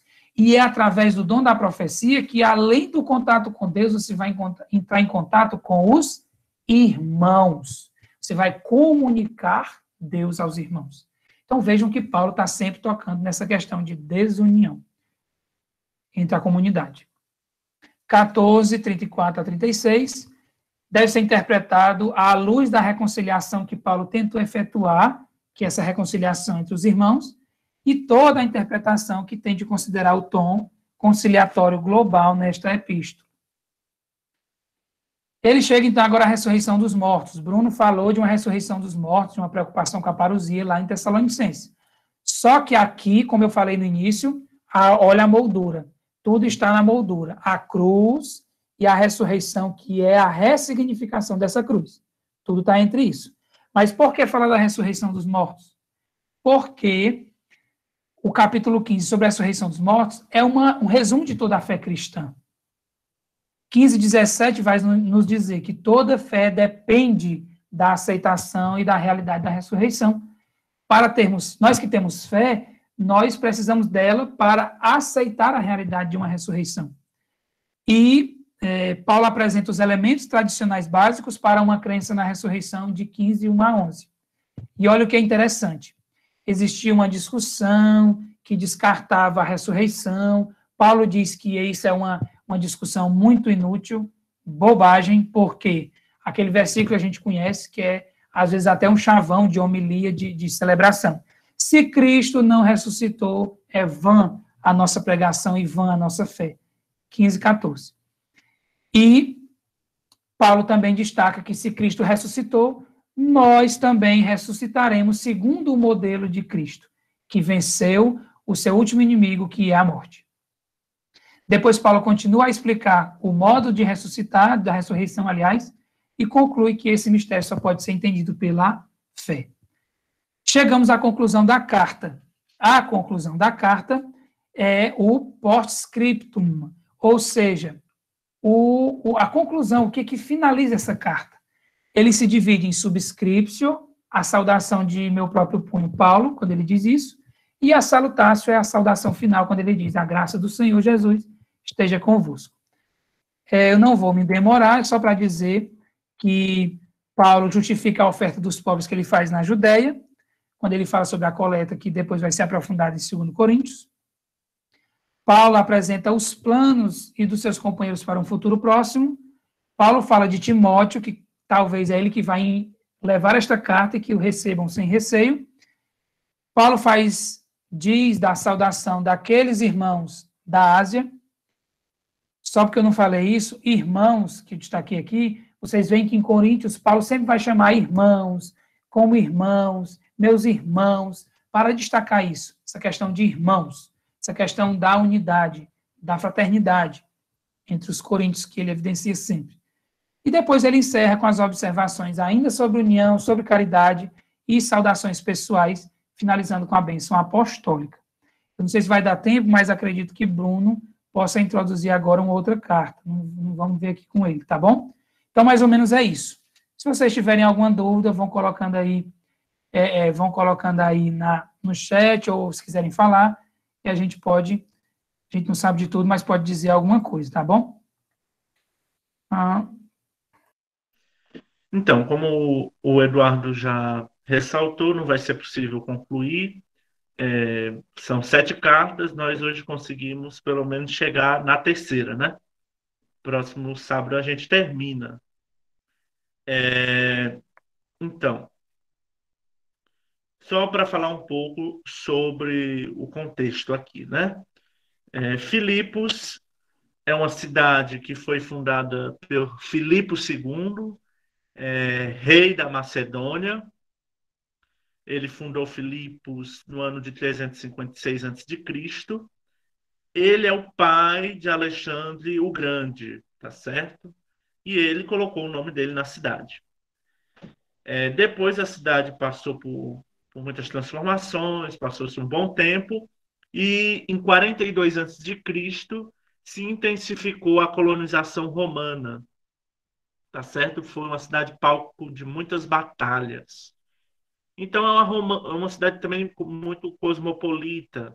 Tem presença de romanos, dácios, gregos, tá certo? Os seus habitantes, eles se orgulham da sua cidade, de seus laços com Roma, de seguir os costumes romanos e obedecer às leis romanas. Por que isso? Porque essa colonização romana trouxe muitos soldados, membros do exército, veteranos, que ficaram na cidade. Então, meio que foi um prêmio para eles. Então, eles têm uma série de privilégios. O imperador Otaviano deu uma honraria chamada Ius Italicum, que seria a mais alta honraria dada pelo Império a uma cidade, uma colônia. Então, vejam, eles se consideravam cidadãos romanos. E isso vai fazer uma grande diferença, porque eles vão ser chamados a ser cidadãos do céu. Paulo vai usar isso também na sua carta. Depois eu ainda posso destacar que é uma cidade que tem como atividades a agricultura, o comércio, o artesanato, e fica também próximo da chamada Via Egnácia, que é aquela que nós já citávamos, que fica próximo de Tessalônica. Inclusive, Tessalônica e Filipos ficam muito próximas uma da outra. Assim, em termos daquele tempo, pode ser que é longe, 150 quilômetros, mas isso pode ter ajudado Paulo a estabelecer uma base. Então, enquanto ele evangelizava Tessalônica, ele poderia ter usado como base Filipos. Por isso que aquela versão que ele fez a evangelização em 3 sábados fica um pouco desacreditada. Provavelmente ele ficava viajando entre essas 2 cidades. Depois é a primeira comunidade estabelecida na Europa, tá certo? E nós vamos ver isso em Atos 16. Lá tem a conversão de um soldado e também de Lídia, que é uma comerciante de púrpura. Essas 2 conversões são muito importantes, porque eles acolhem Paulo. E desde então, Paulo tem um carinho muito especial por essa comunidade. Vocês vão observar que essa é a carta mais afetuosa, mais pessoal de Paulo.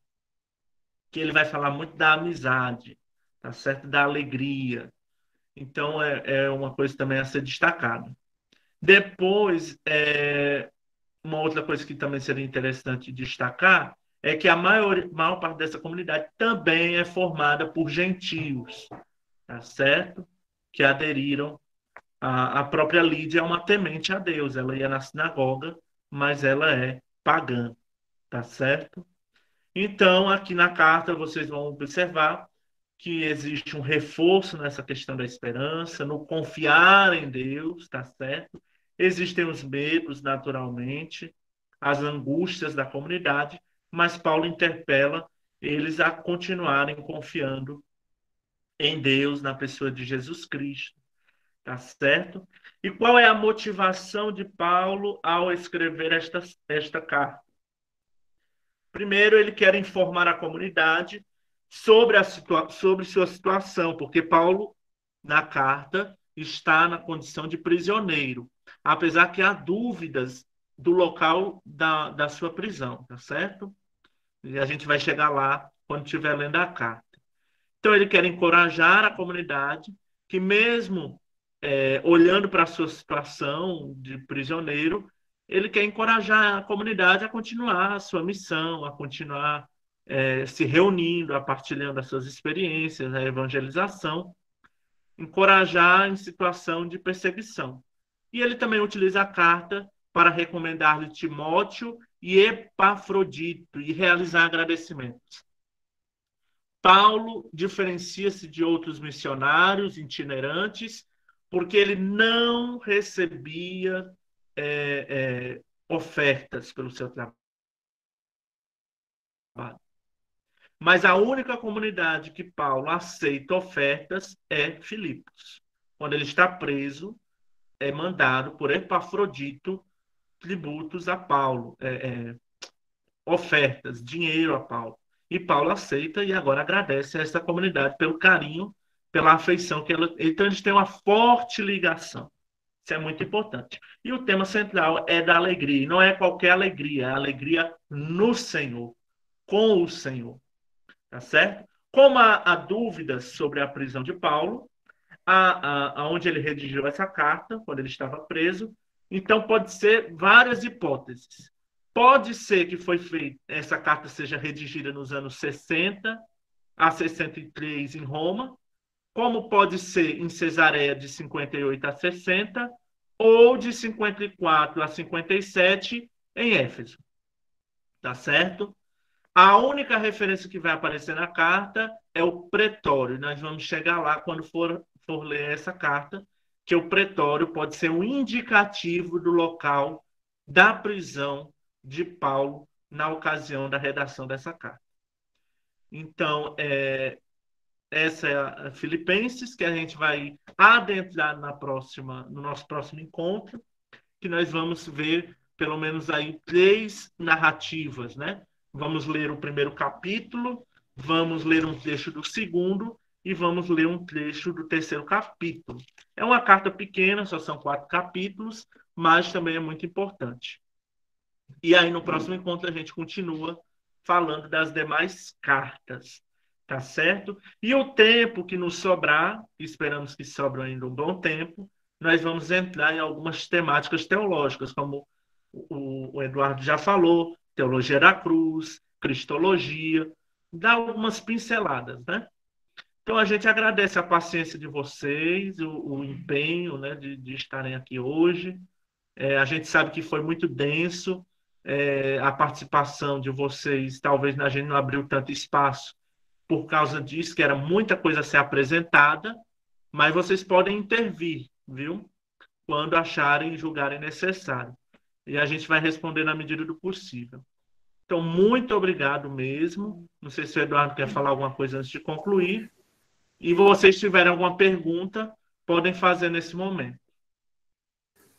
Muito bem, eu só queria dizer que nós vamos organizar todos os materiais, né, os arquivos.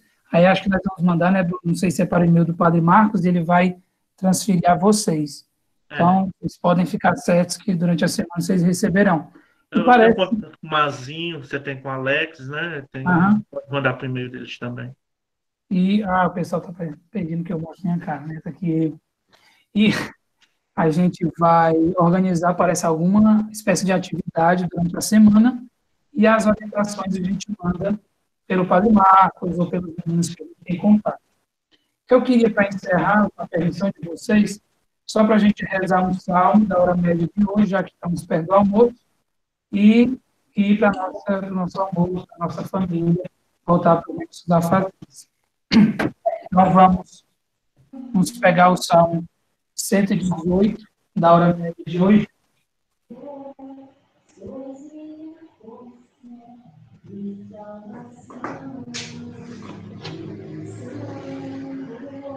Não sei se alguém tem aí, pudesse ler.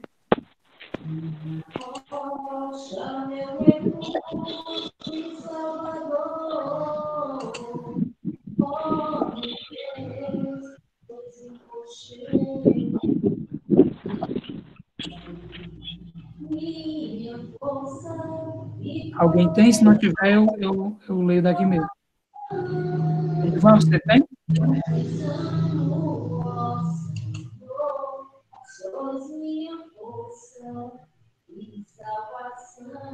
Quem? É o Salmo 118 da hora média de hoje. Ensinai-me a viver vossos preceitos. Estou aqui localizando.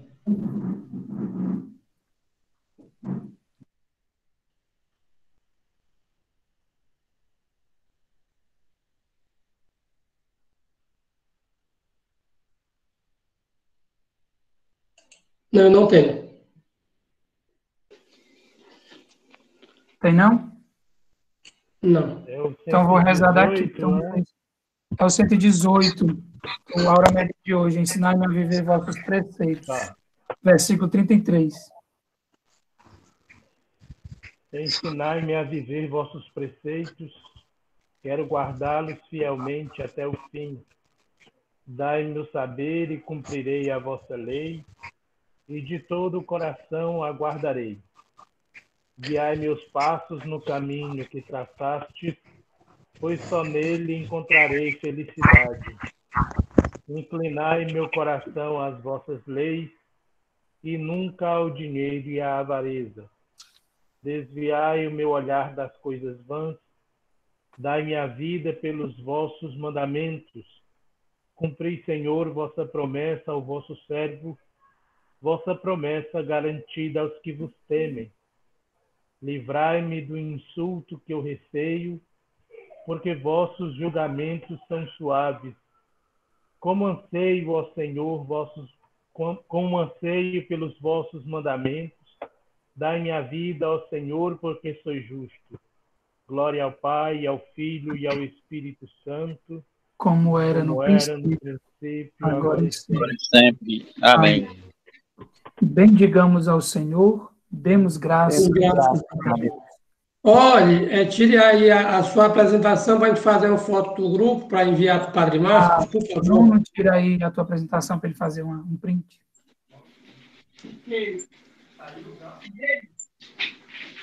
Saiu. Todo mundo se posicionar para ficar bonito na foto, né? Exatamente. Ajeita aí o Zé Maria, para de fazer careta. Passar um perfumezinho. Te ajeito para tu tirar essa foto, cara.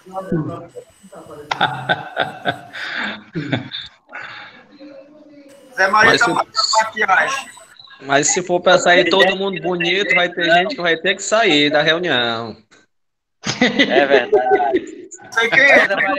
Nós vamos se misturar com os míseros mortais. Edvão, te defende aí, Edvão. O cara falando de ti, mano. Mas é porque a minha beleza é exuberante, pode ficar ofuscada pela feiura dele. Você já bateu a fotografia, Edivan? Alguns irmãozinhos aí ligar a câmera. Não, o Edivan vai bater um retrato, né, Edivan? Eu estou sem câmera aqui, Edivan. Minha câmera Então ele vai bater o retrato e ele não sai. Vou ficar só com o nome, a câmera que está com defeito. Isso é uma maravilha para ele. Vamos separar a gravação, Edivan.